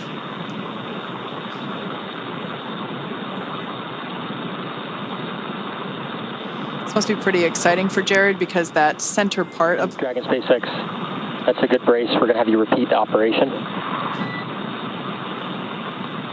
Center of the hatch actually has a window. SpaceX, the hatch is unseated. Copy. Let's give it another pull. The hatch is several inches inflated from OCD light. Copy. We see it.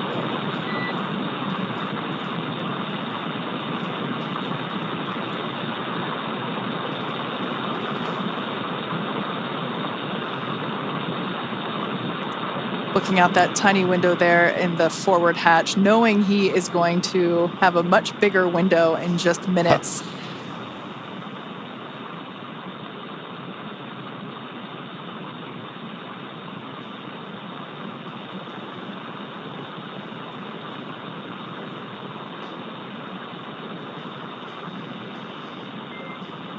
Dragon SpaceX vent complete. EV1 return to seat. And EV1 copies, transitioning back under the display.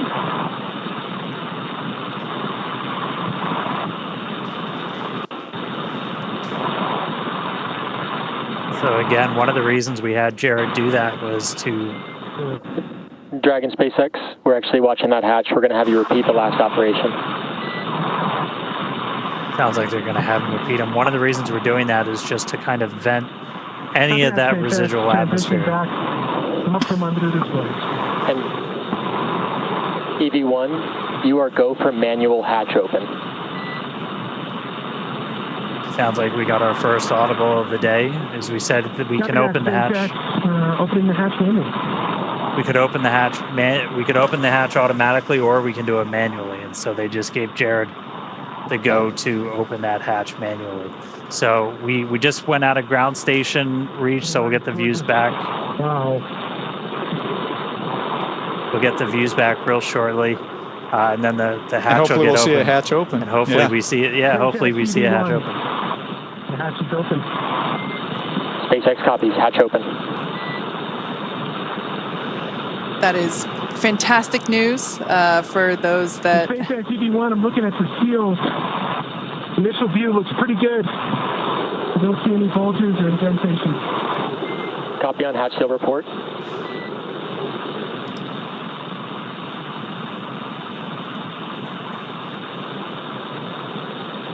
Yeah, that seal that you just heard him talking about, it's such a important part for the end of the EVA, right? So that when they close that hatch again, you get a good...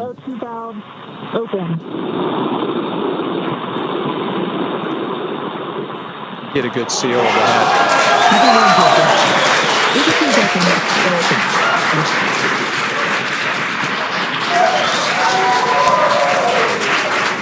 EV2 SpaceX, can you command open forward hatch?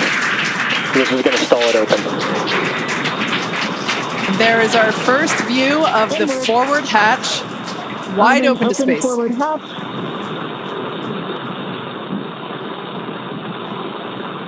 Execute.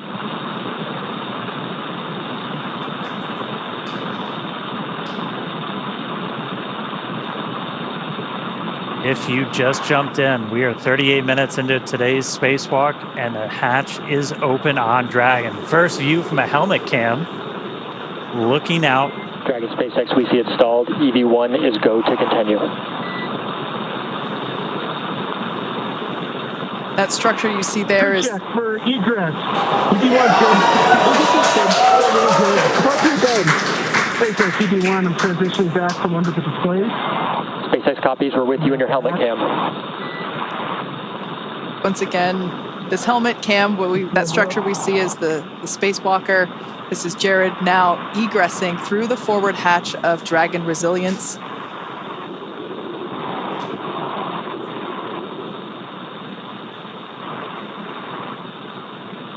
These are the first views of the first ever commercial spacewalk.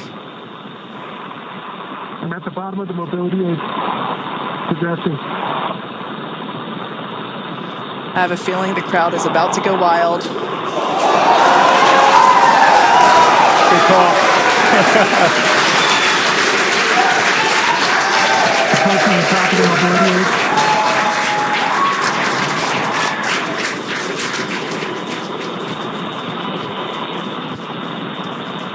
SpaceX, back at home we all have a lot of work to do, but from here, Earth sure looks like a perfect world.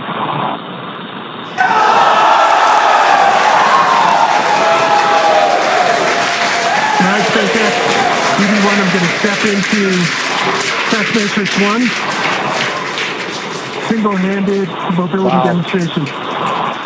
Commander Jared Isaacman now emerging Copy, from... we're with you in Test Matrix 1, watching from the nose cone.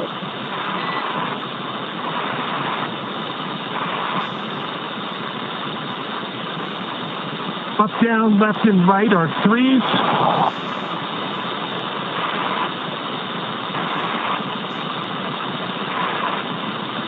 Pitch and roll are a 3. Yaw is a 2. Switching. Single-handed operations are fine. Static and with dynamic disturbance. Switching to left hand.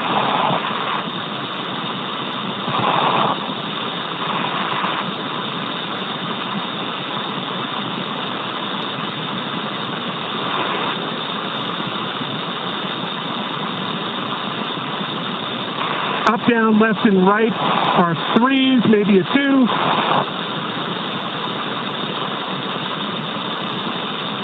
Pitch is a 4. Roll is a 2. Yaw is a 2. So these are the suit mobility checks that Jared is performing. Single-handed operations, dynamic and with disturbance are all adequate. Test Matrix 1 complete. HUD check, 5.3 PSI, 48% RH, 33.9 Celsius. SpaceX copies Test Matrix 1 and HUD readout.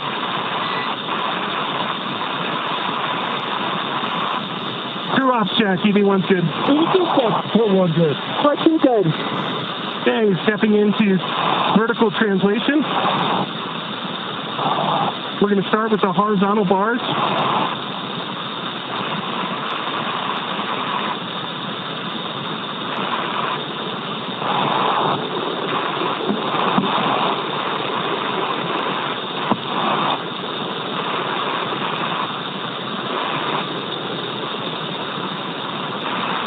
All right, we're going to transition over to vertical.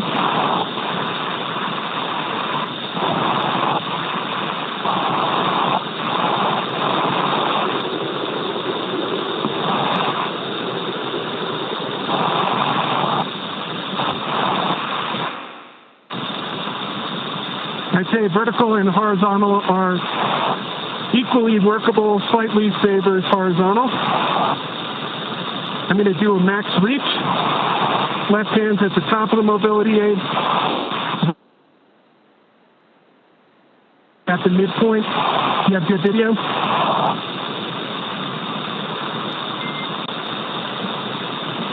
We just lost our live video, but stand by 1. Okay, switching over to max reach, switching to. Copy that, SpaceX. I'm holding up at the max reach. And EV1, go ahead and continue the operation. We'll let you know we're back on with live video.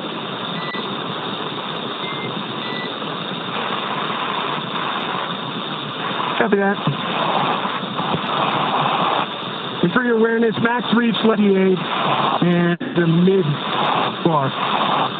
Next, test matrix 2 is complete. HUD readout, 5.3 psi, 33.9 Celsius, 50% RH. Copy, test matrix complete and HUD readout. Crew op check, EV1's good. EV2's good. We're good. Part2's good. Stepping into test matrix 3, hands-free demonstration. EV1 SpaceX for ingress time. Go, SpaceX. Recommended ingress time of O2 flow plus 7 minutes. Copy that. Ingress time, 7 minutes. And Dragon, we're back on live video from the nose cone. Copy that, SpaceX.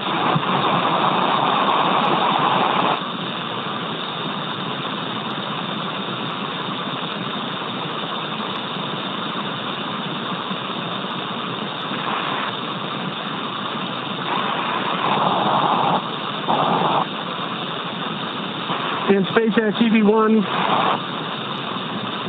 I would say the hands-free demonstration is very comparable to the trainer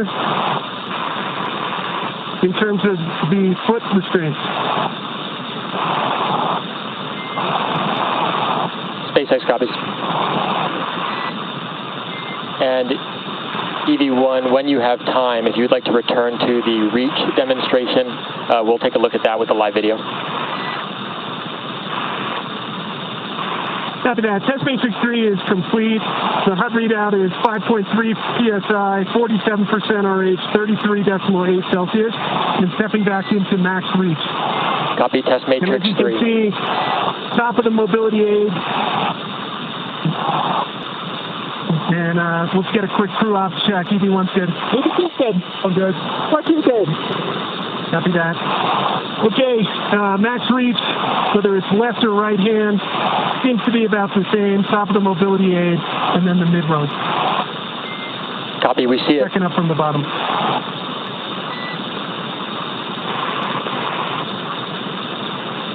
Any go back, SpaceX? Negative. We got about 1 minute until EV1 ingress. Copy that, 1 minute.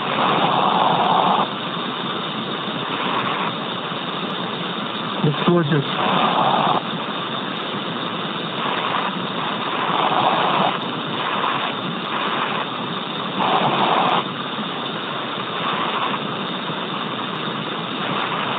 You want to see the time to get the umbilical and then right foot. EV1, we're checking out your helmet cam now.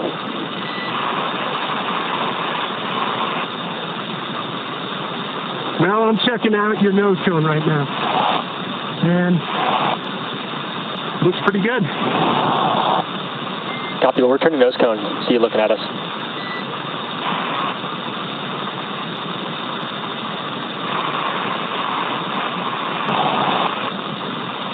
All right, we're coming up about that O2 flow timer time. Crew check for ingress. EV1's good. EV2's good. Part2's good. All right. SpaceX EV1. Congrats for the huge team effort that it took to get us to this point. We know it's just the start. And I'm transitioning back into the vehicle.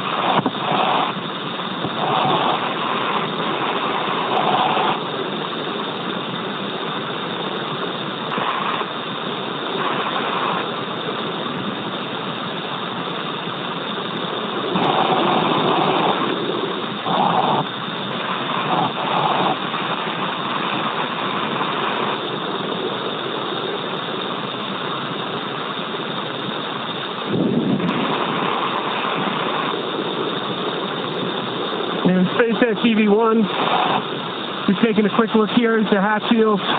From what I can see so far, they look pretty good. Copy on the hatch seals and stand by for transition to 3-off reset.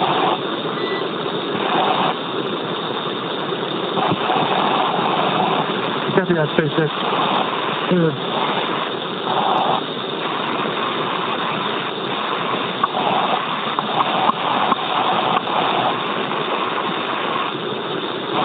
And EV1 is clear.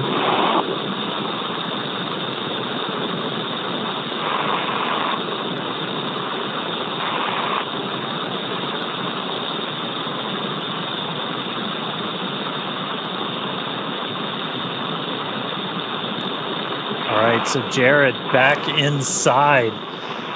We heard him going through what's called the test matrix. It's basically just a bunch of maneuvers using different hands, using the foot mobility. Readoff reset is in progress. Calling out numbers. Right now, though, we're doing, you just heard Arthur call up 3-DOF reset. So we didn't use any of the forward thrusters while Jared was out there. We're re-enabling them, putting us back in our perfect attitude before Sarah gets ready to go out the door. Fun thing to note, it's still not a perfect vacuum inside a Dragon. It's an open loop system, so oxygen is kind of getting dumped into the cabin as this is going on. So you got a higher pressure in Dragon than you have outside. So we're not worried about thruster pluming. Yeah. Now you mentioned Sarah, just like Jared, she will have 10 to 15 minutes outside, perform those same sets of mobility tests as Jared. Like we heard the Corps do with EV1, they will call out when there's 1 minute remaining. SpaceX, attitude reset complete. EV2, go for egress. There's Sarah's clear to proceed. Copy. Crew check for EV2 egress. EV1's good. EV2's good. We're good. Flight 2 good. EV2 is going to go stand in the door and then step outside. Now this test matrix that Jared just performed and the one that Sarah's about to perform, they have both committed to memory in order to execute these. We saw it being done pretty efficiently. I can't believe how quickly that time went by. Mike, we were talking about how your spacewalks were hours and these guys only have 10 to 15 minutes and it just like that. Yeah, it can go pretty quick, and but fortunately, Skills look good. I see a little bit of a bulge between 14 and 13.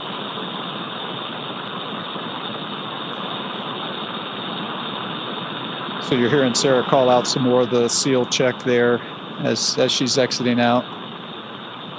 It's reseated. SpaceX copies that report. Good fix. So this was something we knew might happen. And Sarah, between 28 and 27. Copy. The crew trained on exactly what to do in this scenario. Just pop it back in. And Reseat one it. final between 19 and 18.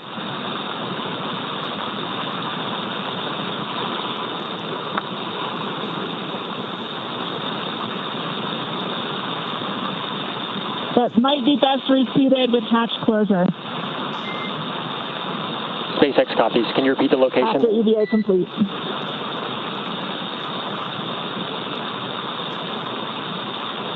Between 19 and 18. All right, copy. I'll track that and ask again when you're ingress. Copy.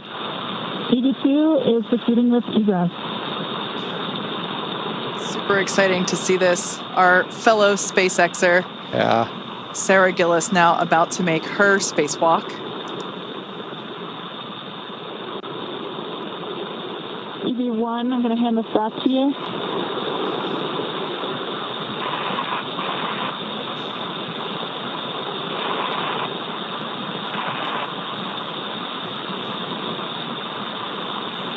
Like we mentioned, Sarah will be performing the same set of mobility tests.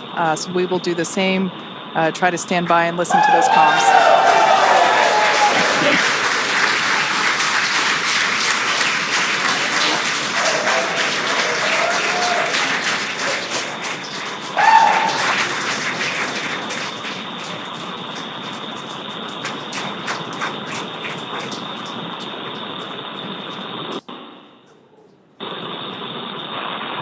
I mean, I said it before, a lot of us work here because we want to do this. All right, stepping into test matrix 1 for single-handed mobility. Really cool to see one of our own out there. That's awesome.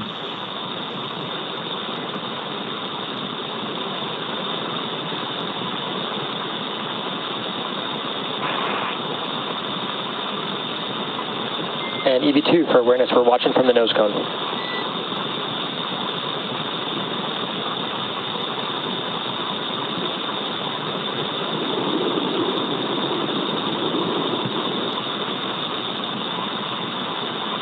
Copy all.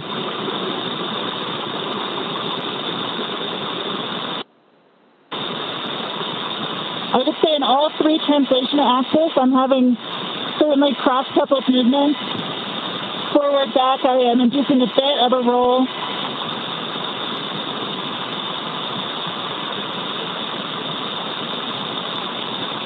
Similarly with left, right, and up, down, a bit of a pitch, but all are achievable. Rating is 3.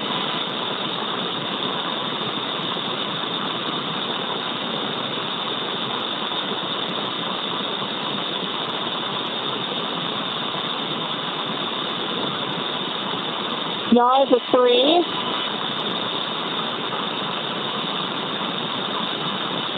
Roll is a 4. And pitch is a 3.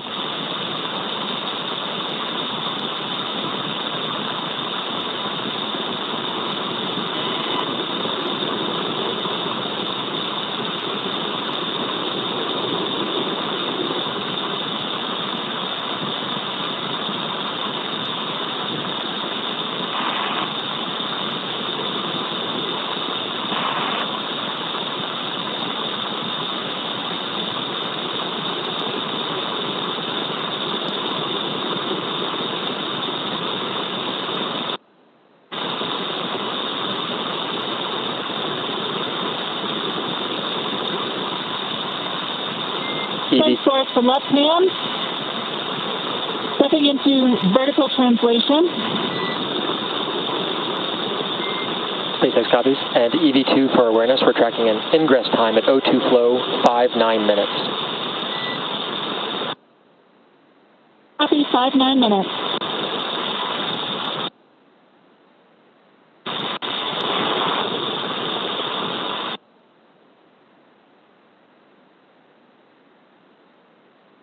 Horizontal bars are definitely preferred.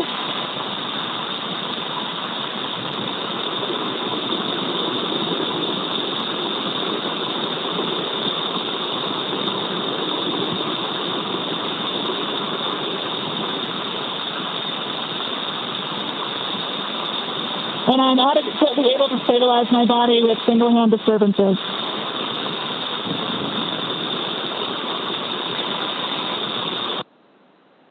True for both left and right.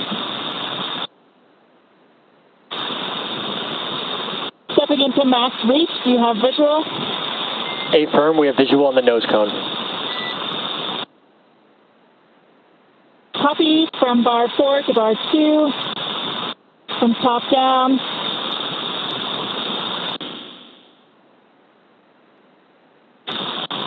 And similar reach from bar 2 up to bar 4. SpaceX copies reach. And EVA test matrix 1 complete. Seat pressure 5.25, 33.8 Celsius, 37% humidity. SpaceX copies HUD readout and test matrix 1 complete.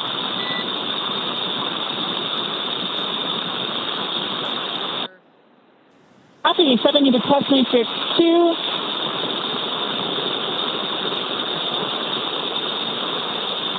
Like we mentioned before, views going in and out due to those ground station coverage gaps. Yeah, we comms are Some of the same. Comms are through satellites, but we've got ground stations for video on Dragon. As you can see in the tracker, we just flew over New Zealand. We're about to go right over the middle of the Pacific. No ground stations in the middle of the Pacific. Forward are actually pretty good.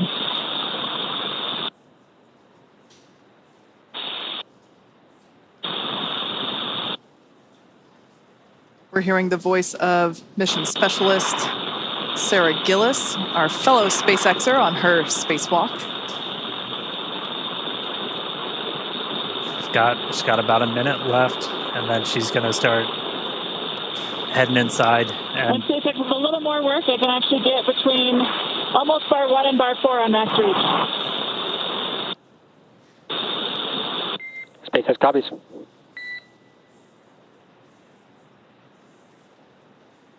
And and you could see the Earth dark, and we flew into like an All orbital. right, and test matrix to kind of combine them, so we'll call that complete. Suit pressure 5.27, 38% humidity, 33.7 Celsius. SpaceX copies matrix complete and HUD readout.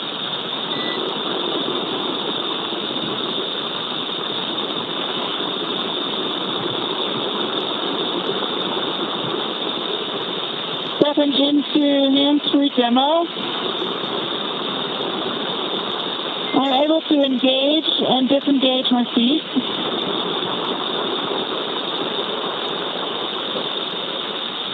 Copy that, EV2, and once you are able to engage, disengage, we'll actually have you start ingress. We're just over 5-9 minutes O2 flow.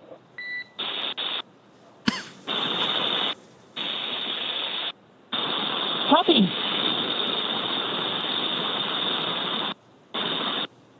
With that, EV2 is proceeding with ingress. Pre-check for ingress. EV1's good. EV2's good. Good. 14 good. Copy. Coming on in.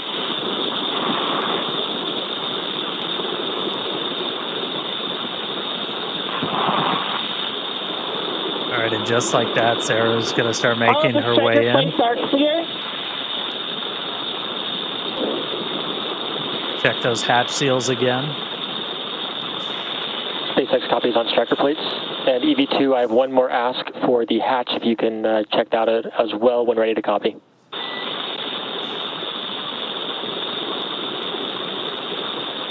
Ready?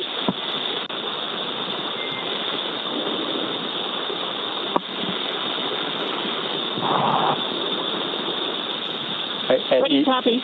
Copy. And EV2, what I'll have you do is, when you ingress, can you get eyes on the hatch handle mechanism and see if the handle has been stowed in the do not stow window, and report if you can see that?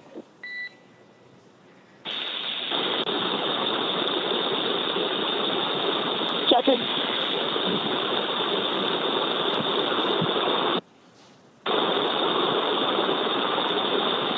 I think it's just outside. Copy, just outside. Thank you. Just outside the range.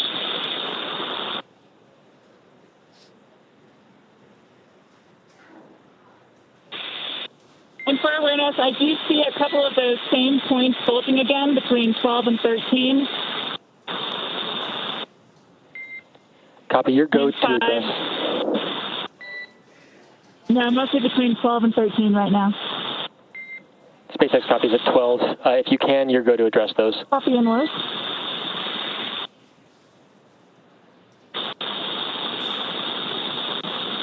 These numbers being called out represent the location around.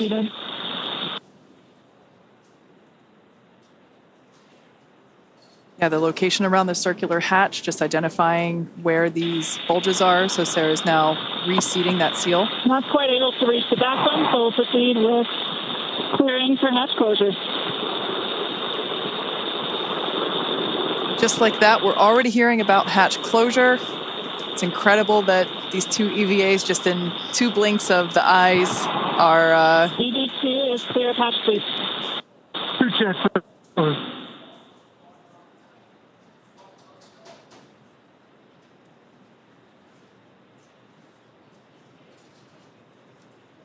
On your screen there is SpaceX Core, or Crew Operations and Resource Engineer. On duty tonight is Arthur Berrialt.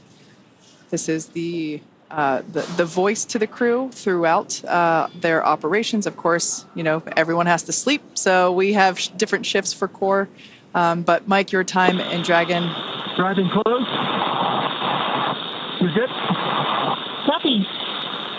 Deploying handle.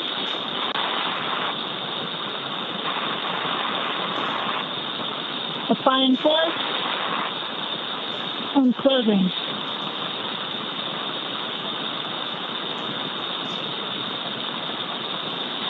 Once we get ground station coverage, again, we will be sure to bring you views within the Dragon capsule. But right now, Sarah is closing the forward hatch.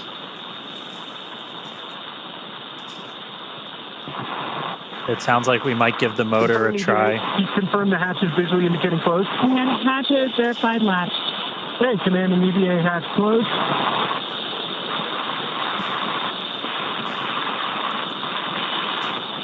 EVA hatch closed. All Dracos enabled.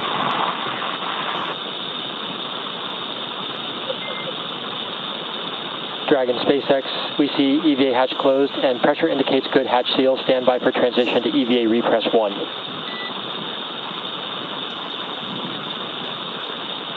And EV1 copies.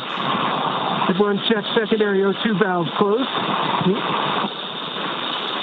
Copy. I'm going to support 1, I'm good. EV1's closed. EV2 closed. 4-1 closed. 4-2 closed.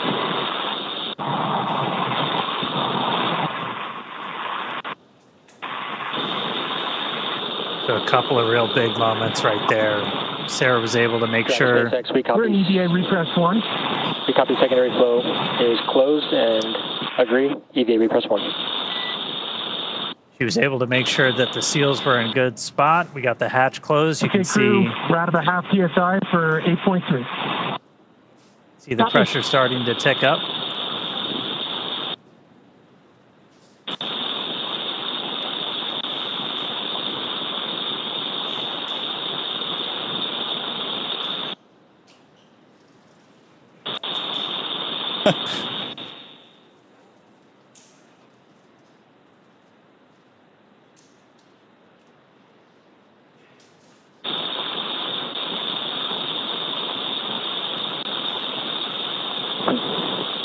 Just a final confirmation. Everyone confirmed secondary O2 valves are closed.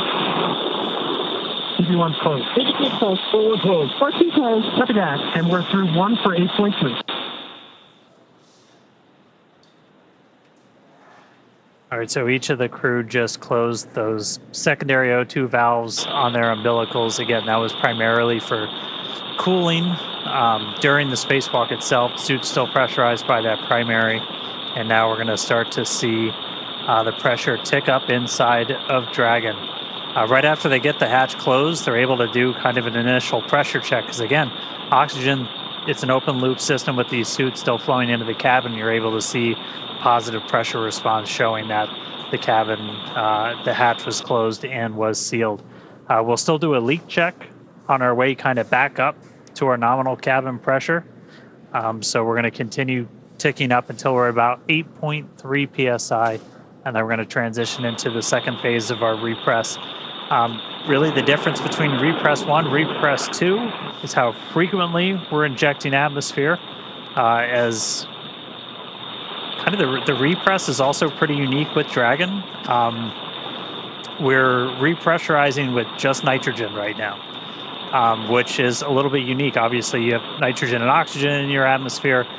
With this, we have O2 flowing into the cabin through the suits, so we only need to add nitrogen. So we're able to just basically add a bunch of that to really start getting your pressure up. O2 continues to flow into the cabin through the suits, and we're going to continue pressurizing until we're pretty much right back at our 14. Fan 1 coming on, medium speed.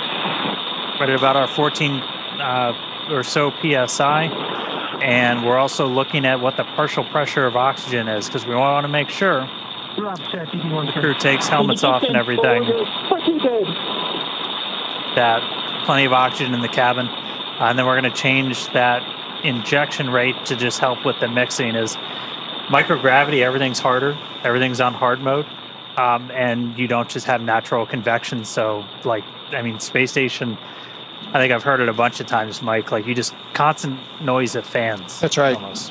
Yeah, there's you've got to continually recycle that air, and one, to help get rid of the CO2, right? Because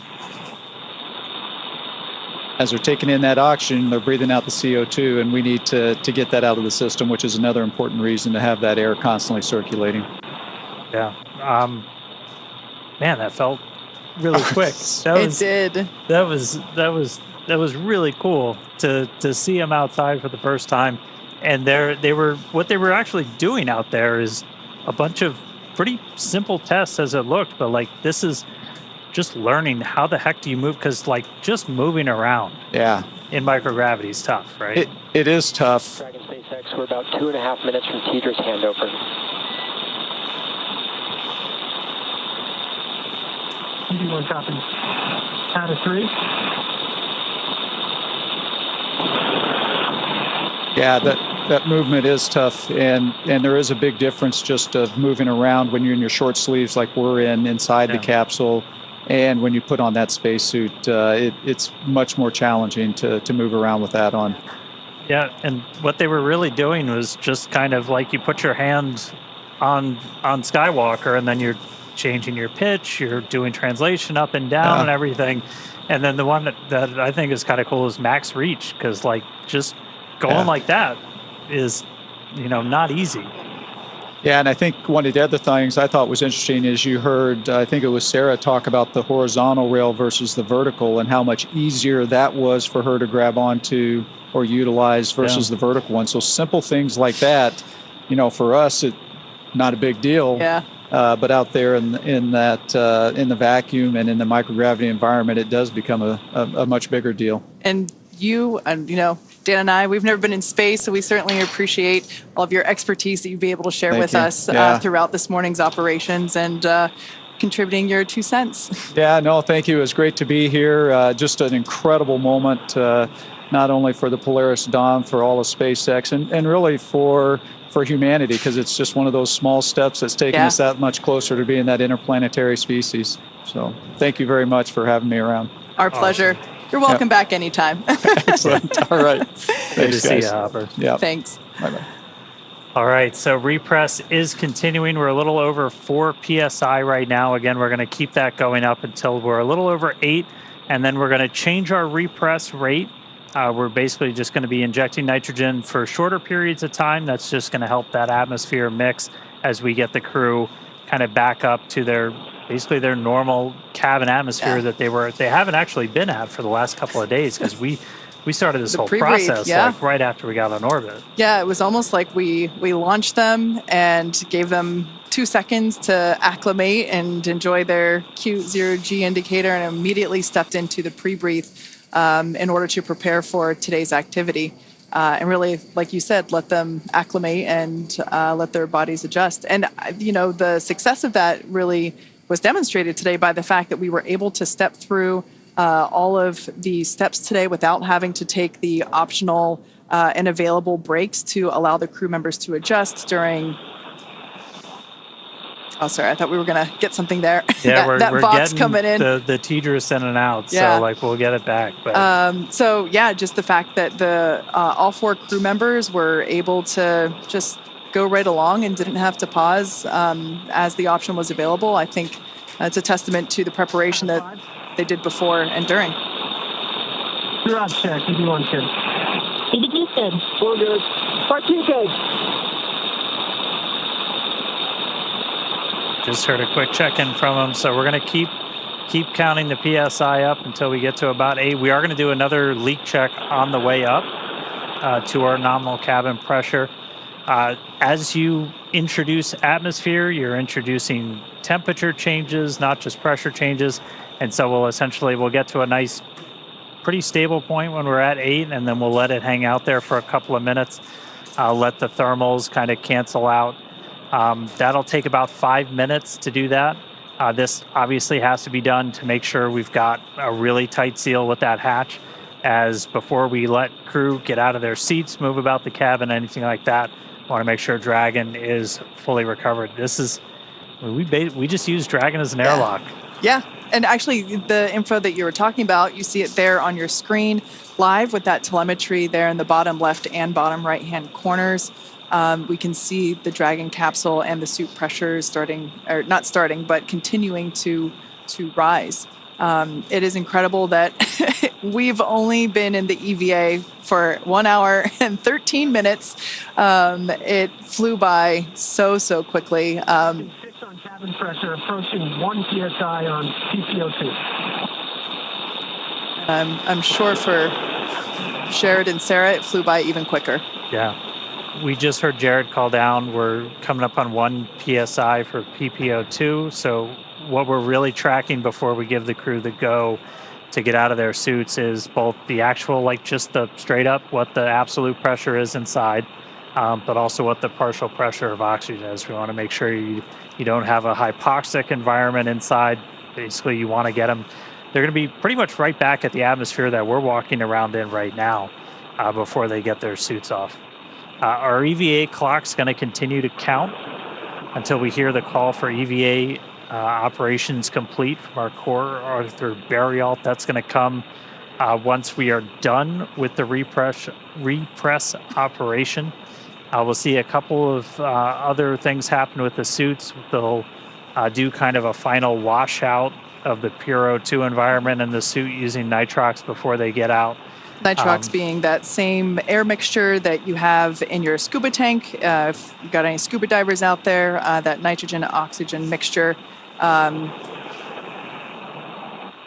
Nope, still just air. They're just going to keep psyching you out.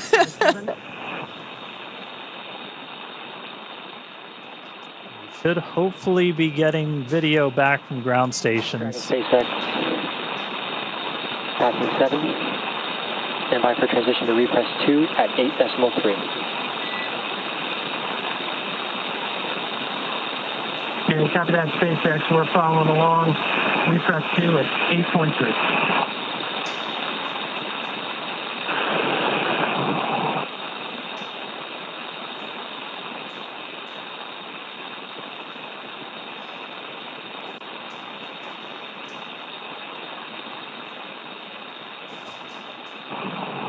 Yeah, so once we transition to repress 2, once we're at about 8.3 psi, we'll stay there for about 2 minutes.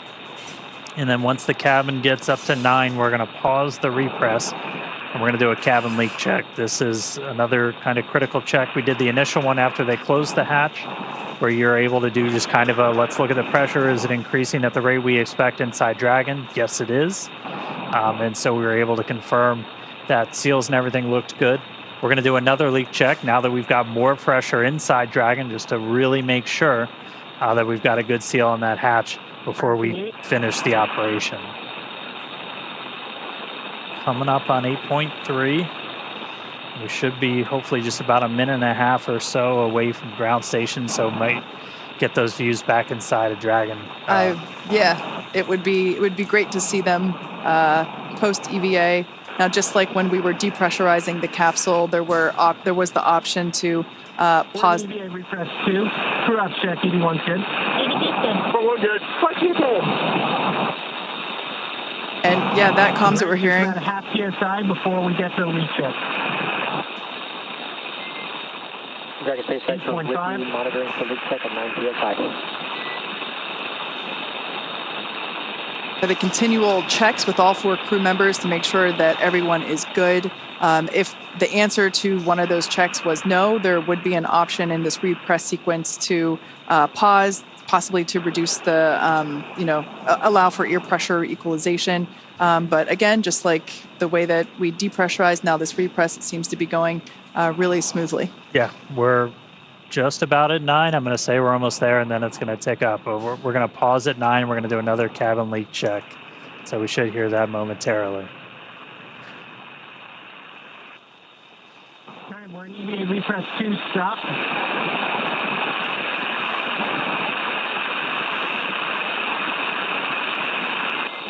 Dragon SpaceX with you in EVA repress 2, stop. Waiting 5 minutes for thermal stabilization. And we're copy that, SpaceX. We're tracking. And crew for your awareness, we do a positive repress rate. We are 30 seconds into the leak check.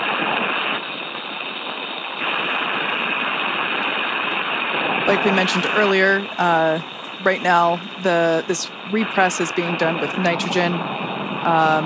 Once we get your awareness, TPO2 is 1.35, halfway there. They're still flowing that oxygen, and in a few minutes we will begin to flow. We'll do a flush of nitrox into the suits.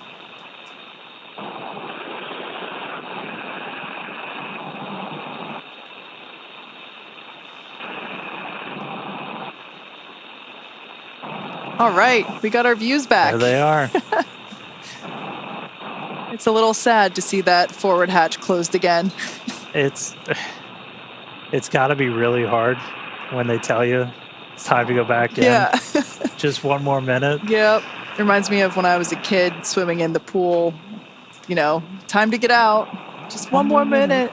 I mean, it speaks to the professionalism for Jared, for Sarah, for the whole crew, really. Yeah. Like that's got to be this is something they've been training for years, and it's got to be really hard not to go for those, that extra 30 seconds. But they're true professionals. Yep, they know there's a timeline. 2 minutes into this 8-minute leak check, cross check. One's good.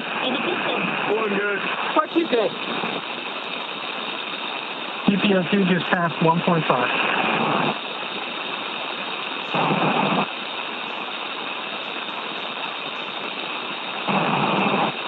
We're a couple minutes into our leak check. You're seeing the pressure continue to tick up. We've stopped the nitrogen injections, but again, oxygen coming out of essentially a vent line on those suits, and that is why you're going to continue to see the pressure tick up. You heard Jared call out the PPO2. That's gone up. That's your partial pressure of oxygen. We're looking for that to get to over about 2.6, a little bit higher, and then our final actual just ambient pressure inside Dragon is going to be right around 14.4 or so. And I mean, that's a little bit lower than what we're walking around in now, but if you're at a little higher altitude state in the country or something, that's what you might be sitting in right now in your house. And they haven't been at that pressure since they left her. Yeah. But after we get all the way up there, we're going to do kind of a final flush of the suits using that nitrox that Kay was talking about. That takes them out of that pure oxygen environment, and that's one of the final steps before we'll hear that call from Arthur of EVA operations complete, and that's when our clock's going to stop. Our spacewalk did start today at 3:12 a.m. Pacific, 10:12 UTC. It's continuing to tick up. Ours was unique. We talked about it a little bit with Mike. There's different rules for every single spacewalk. It's kind of fun, a little challenging sometimes to track all of them. Even on the space station, there's. We're halfway through the leak check. Still positive research.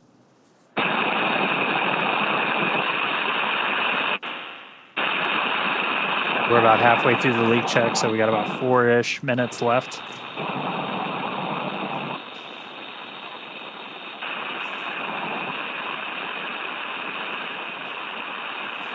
We can see the pressure inside Dragon stabilized during this leak check at 9.4.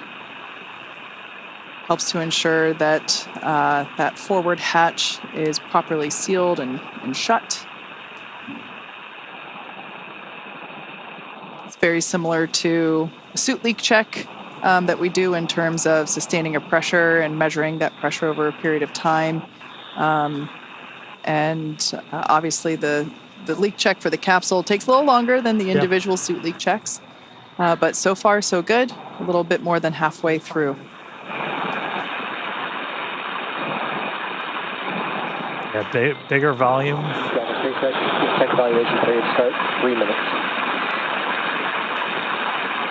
All right, so we hit. Copy that, SpaceX. We're tracking.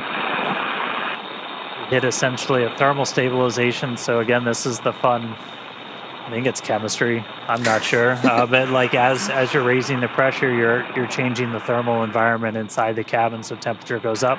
Your temperature goes up, your pressure can go up. So you wait for all of that to kind of equalize, and once that gets at a steady state, you can do a real no-kidding pressure check on this hatch. And so we're underway with that. That's going to take a couple of minutes, and then we'll hear the results, and then look to resume with the repress. It'll slow down a little bit for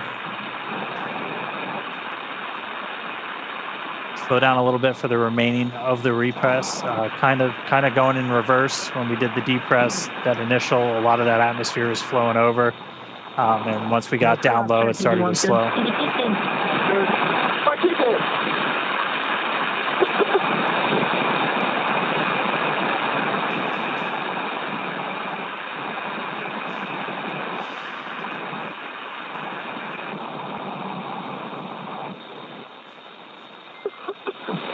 Really enjoying these in-cabin views. Everyone. Dragon SpaceX for awareness. This leak check is looking good so far, but we're still going to wait the full 8 minutes. Yeah, copy that, SpaceX. We're tracking. Sometimes it seems as though the feed freezes just because everybody's relaxing as the... We're coming up on 7 minutes in the leak check. It's 9.7. PPO2 is at 2.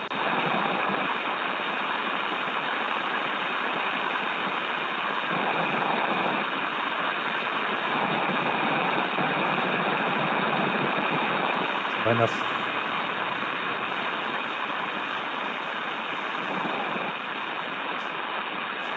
The final minute of our leak check. Reports from the ground, everything's still looking good.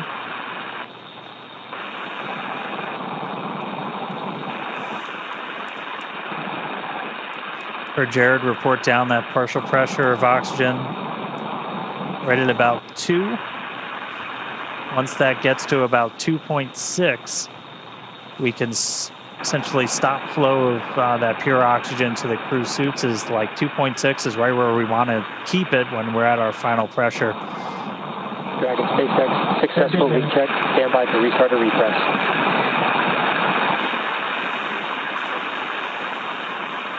Copy that, SpaceX. We're following along. Great news there. Successful leak check of the cabin. Repress 2.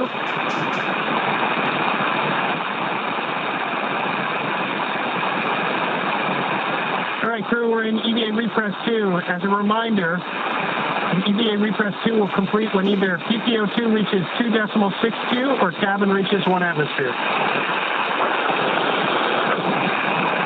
Right now, we're coming up on 10 psi for cabin pressure, and PPO2 is 2.2.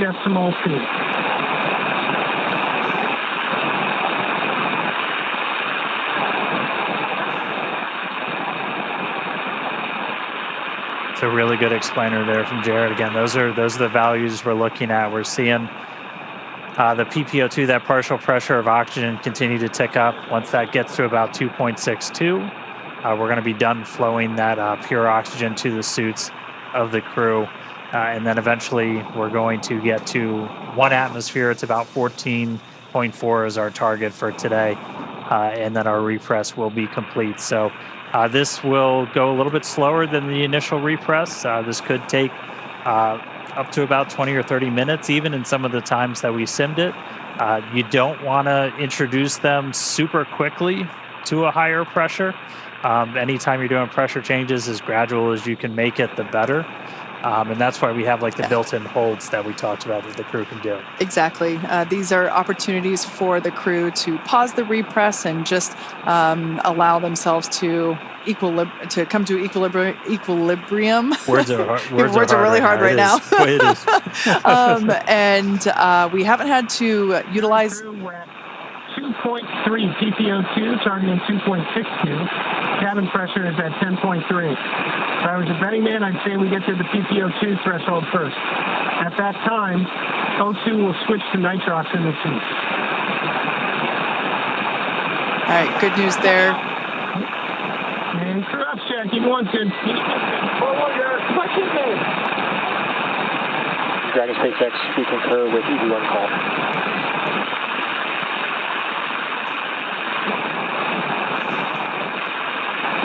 Continuing to repress the cabin. We had a successful leak check, and you can follow along with the repress along with the data there at the bottom of your screen. As Jared said, we are targeting about 14 psia for cabin pressure, or when cabin PPO2, that partial pressure for O2 reaches about 2.6. So we are continuing to progress pretty well. 2.4. Cabin's 10.55.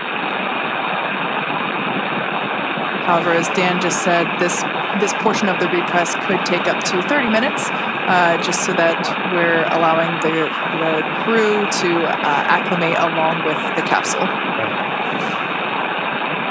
really cool day so far. It was awesome to see them, out there going through the test matrix. Like we only got to talk about it a little bit, but just some of the different tests that they were doing while they're out there. This is like fundamental. How do you do a spacewalk? Well, first of all, you use your hands a lot. And how are you going to be able to move around? This is the first time we've ever had the suit in that environment crew.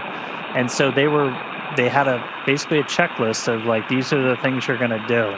It was, use one hand and wave the other one around and see how well you can stabilize yourself. And then rate that activity on a scale of 1 to 5 and report it back to. We could hear that a little bit in the activity of, okay, I'm doing this thing. Here's the functionality of that test. Yep. Yeah, and then doing the reach test, doing the up and down, and they did it at the very end. You saw Jared go hands free for a second, and that was we had a foot restraint in Skywalker as well. If you've ever watched a spacewalk in the space station, you've seen astronauts in the robotic arm getting flown around with just their feet strapped in. That's a pretty critical tool when you're working in microgravity, because otherwise, you go to swing the hammer and like it swings back at you. So you need something to kind of brace yourself, and a foot restraint can be really important. Yeah. We also saw the helmet cam getting checked out. That was certainly a highlight for us to see what Jared was seeing, even though at that point I think we were in, the orbital night. But it was many amazing views, and it went by so quickly. Both Jared and and we're back. We got views again. SpaceX is with you. Reminder to start manual timer on nitrox to suits.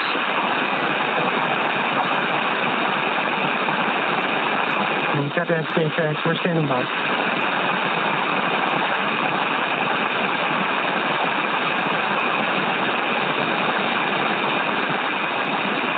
There it is. Clock started.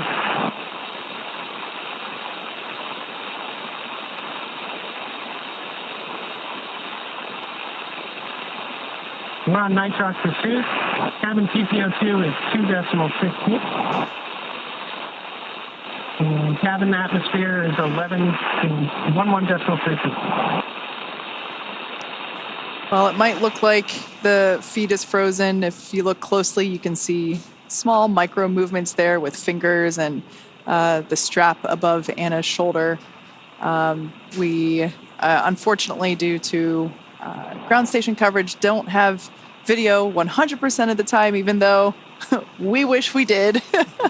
That would be great. But we can see that Jared and Sarah are not strapped into their seats, of course, because they performed their EVAs, or their spacewalks, extravehicular activities, where Anna and Kid remained in their seats, the window seats, so we can see their safety harnesses still strapped in there. At this point in time, we are continuing with the repressurization of the Dragon capsule, Dragon Resilience. We had a successful leak check. Indication. 4-1 good. 4-2 good. Commander Jared Isaacman continuing to check in with his three fellow. Jet secondary O2 valve open. EV1's open. EV2's open. 4-1 open. 4-1 open. 4-2 open.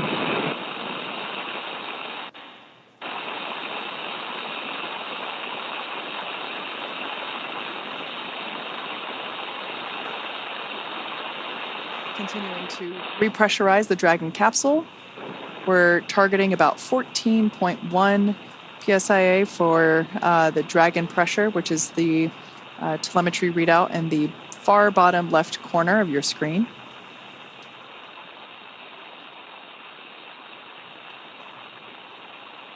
Yep, and along with that, we're also tracking the partial pressure of oxygen. So we did hear that they've stopped the flow of pure O2 to the suits, and they've switched over to nitrox. So again, anything that we're flowing into the suits also gets introduced into the cabin atmosphere. It's an open loop system. It's how you essentially maintain pressure in the suit, since you're just constantly flowing that air in there to wash out any carbon dioxide they're exhaling, to actually function as they're cooling. So we're switching over to nitrox just to make sure we maintain kind of the right balance of nitrogen and oxygen in that cabin before they get to go to take their suits off. So we're already at that for the O2. And so we're on nitrox in the suits now, still injecting kind of the pure nitrogen into the cabin itself. And the teams just keep an eye on the O2 levels as we go throughout, and we can adjust our injections as we need to. So we're just kind of hanging out now, waiting until they get to that 14, a little over 14, and then the call we're going to be listening for is going to be EVA operations complete from Arthur.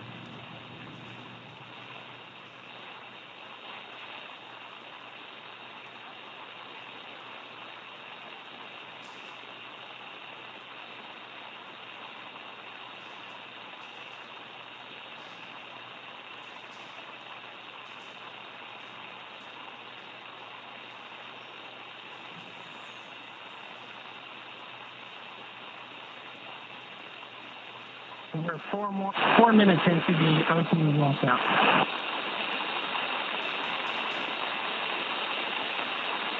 Cabin TPO2 is 2.9, cabin pressure 12.5.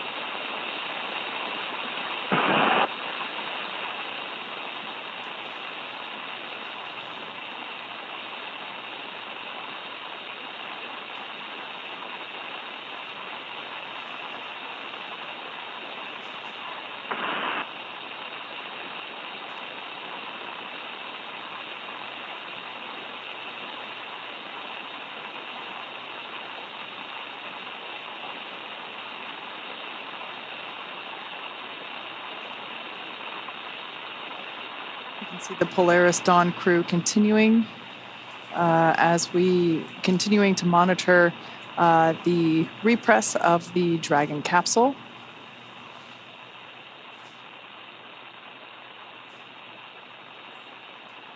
On the far left side of your screen is Mission Specialist and Medical Officer Anna Menon. To her left, or our right, is Mission Specialist Sarah Gillis. Both of these wonderful women are our fellow SpaceX employees. So incredible to see them in space doing amazing things. Yeah, and seeing Sarah get to poke her head outside Dragon, that was, I mean, both of them have trained astronauts. They've basically gotten people ready to go do this, and it's got to just be really special to get up there and do it themselves. Incredibly. And then to the right of Sarah was Commander Jared Isaacman, who was the who performed the first EVA operation. So Jared went first, and then Sarah after him. And then on the far right-hand side of the capsule, so not this photo, but the live view inside, was Scott Poteet, prefers to go by his call sign Kid. He had the other window seat. Now, if you tuned into the launch phase of Polaris Dawn, you might recall that Scott... Period. It's 3 PSA. Cabin pressure is 13.3.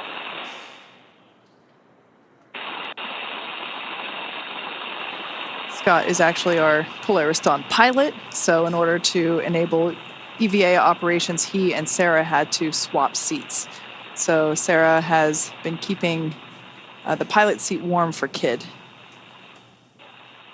Yeah, and like we talked about, we only saw Jared and Sarah actually get up and go outside, but all 4 of these crew members did a spacewalk today. All 4 were exposed to the vacuum of space. This is the first time that's ever happened in human history, having 4 people all at the same time. Yep. We saw Jared and Sarah go out and do those mobility tests. Anna and Kid, one of their kind of main roles was being the eyes back inside. Very similar if you've ever watched the space station spacewalk, where you'll have people inside who are able to kind of call out or fly a robotic arm or something. They're just a really important part of the team to make all of this work. Like, no spacewalk doesn't happen in a vacuum. It happens in a vacuum, but like you're never doing it solo. And so they were largely making sure that umbilicals didn't get hung up and keeping eyes on seals and stuff like that for the crew. So also keeping an eye on the umbilicals in case if it got wrapped around their foot, and just really acting as the assistant coach while the EVAs were underway. Right, we're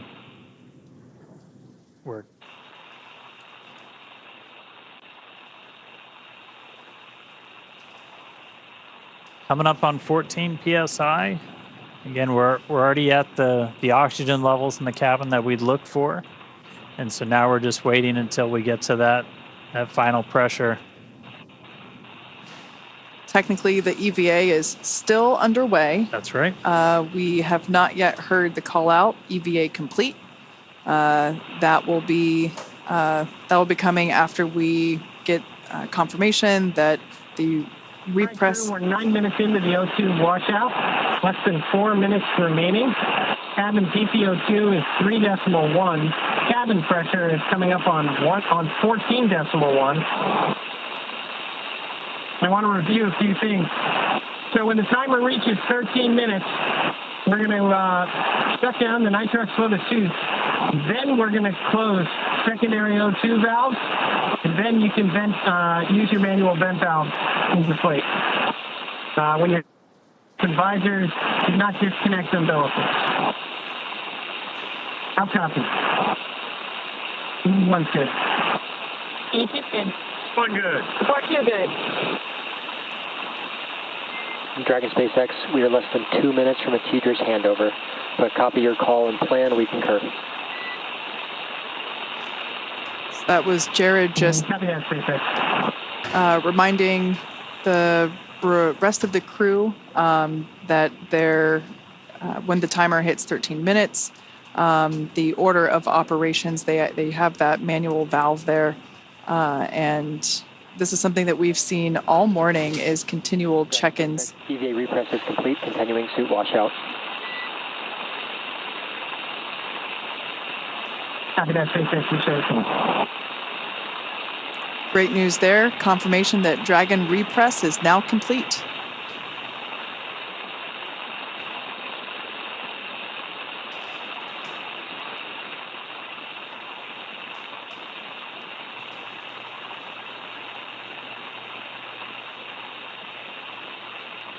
So right now we're just waiting for that final, we call it the O2 washout. So again, we've been using nitrox instead of the pure oxygen into those suits.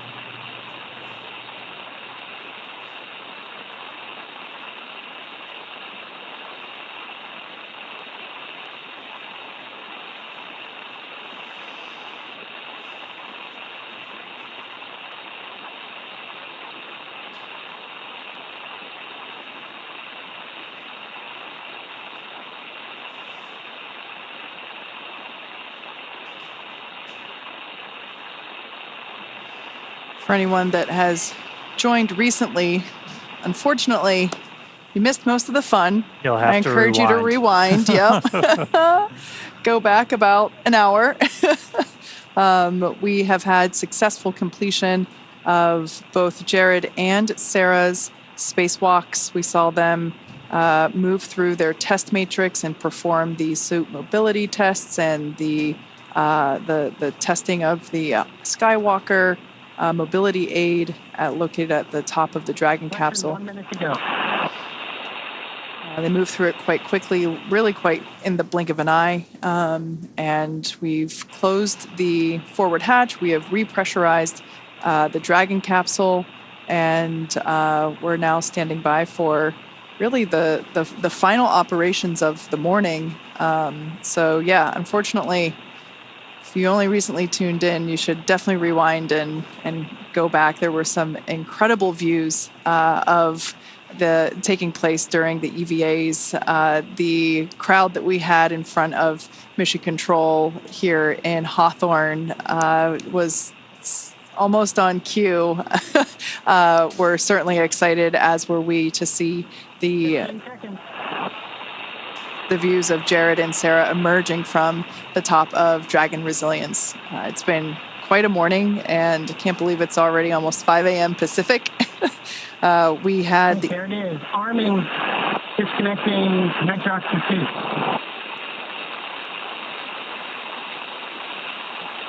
And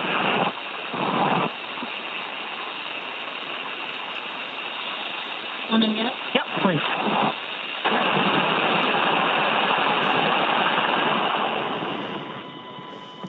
All right, check secondary O2 valves closed.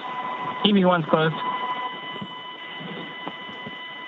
EV2's closed. Sport 1 closed. Sport 2 closed. All right, you're going to manually vent down.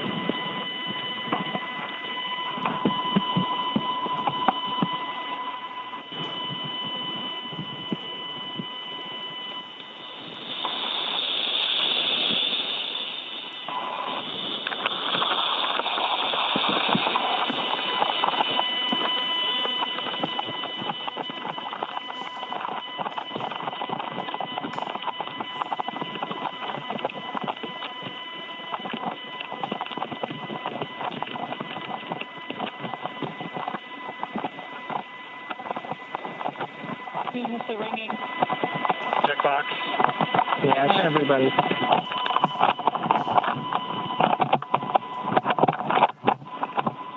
Whew. Smell that. Space. Dragon SpaceX, EV operations complete. And that's Copy that, SpaceX. We show the same. Nice job for everyone, and everyone at SpaceX who made it possible. All right. Section 9. Turn all seats, push to talk to manual. Armed. Execute. Space.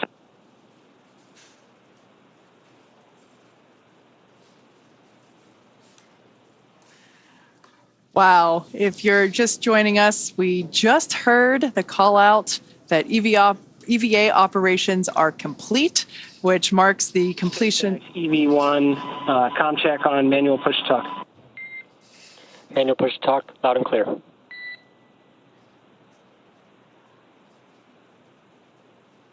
right, that's the crew just switching off from. We have you loud and clear.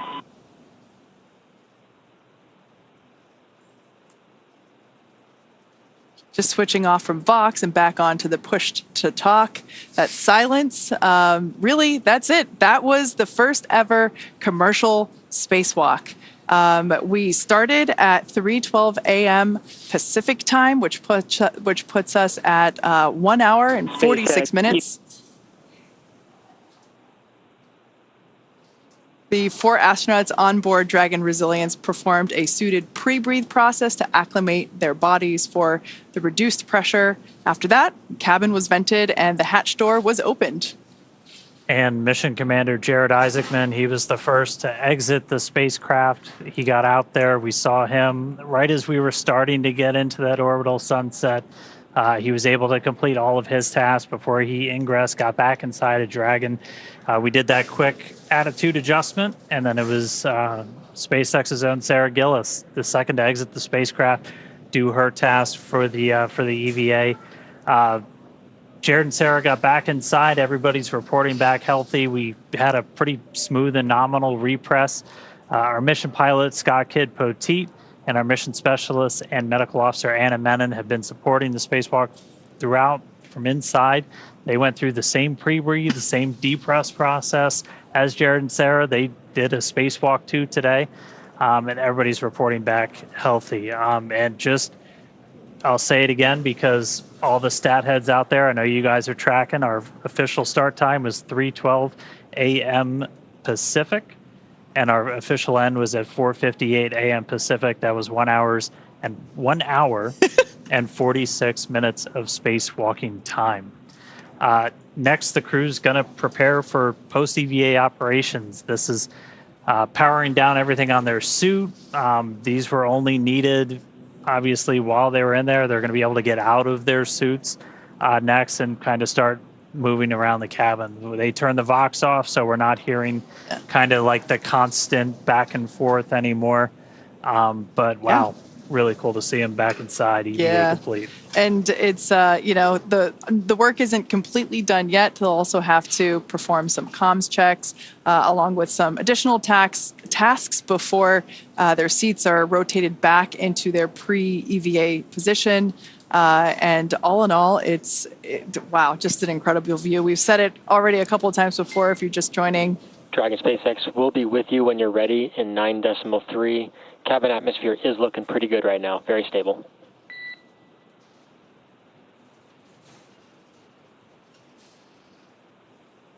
Yeah, copy that, SpaceX, and we are ready for your seat rotation. SpaceX copies, All right, report when that initiating. is incredible news. Okay. We're moving into seat rotation, so again, after that, the crew will be able to get out of their suits, and that'll be the end of just a really successful day. Hour and 46 minutes of spacewalking today. So the Polaris Dawn crew, they're back in their seats inside Dragon, completed a successful spacewalk, first ever from Dragon. A massive congratulations to the crew, all the teams at SpaceX who made this possible. Spacewalks are hard, and this was an incredible amount of work over years to get ready. Special thanks to Mike Hopper for being here with us today, sharing some great insights. Always good to have somebody who's done the thing to help you explain what's happening. That was awesome. Not only having done EVAs himself, but also he's a Dragon rider. He commanded the Crew 1 mission. So it was great to have him. Now, Polaris Dawn is the first mission in the Polaris program that will demonstrate new technologies, conduct extensive research, and ultimately culminate in a flight of SpaceX's Starship with humans on board. All of this while continuing to raise funds and awareness for important causes here on Earth. Now, you can learn more about the program at polarisprogram.com. This has been an incredible mission. On day 2, Dragon went to its high apogee point, the highest point in its orbit, more than 1,400 kilometers. That's higher than any Dragon mission to date. This is the farthest from Earth anybody has been since Apollo, and in over 50 years, since 1972. And then today, the crew, first civilians to perform an EVA in space, first one in Dragon. Yeah, and the crew also the first to test Starlink laser-based communications in space. Excuse me, I got too excited. And of course, we'll also be back to bring you live coverage of Splashdown, which we are hoping to have in a couple of days, obviously weather dependent. But you can stay on top of all of the SpaceX updates by following us on X. Thank you for watching, and we'll see you back here real soon.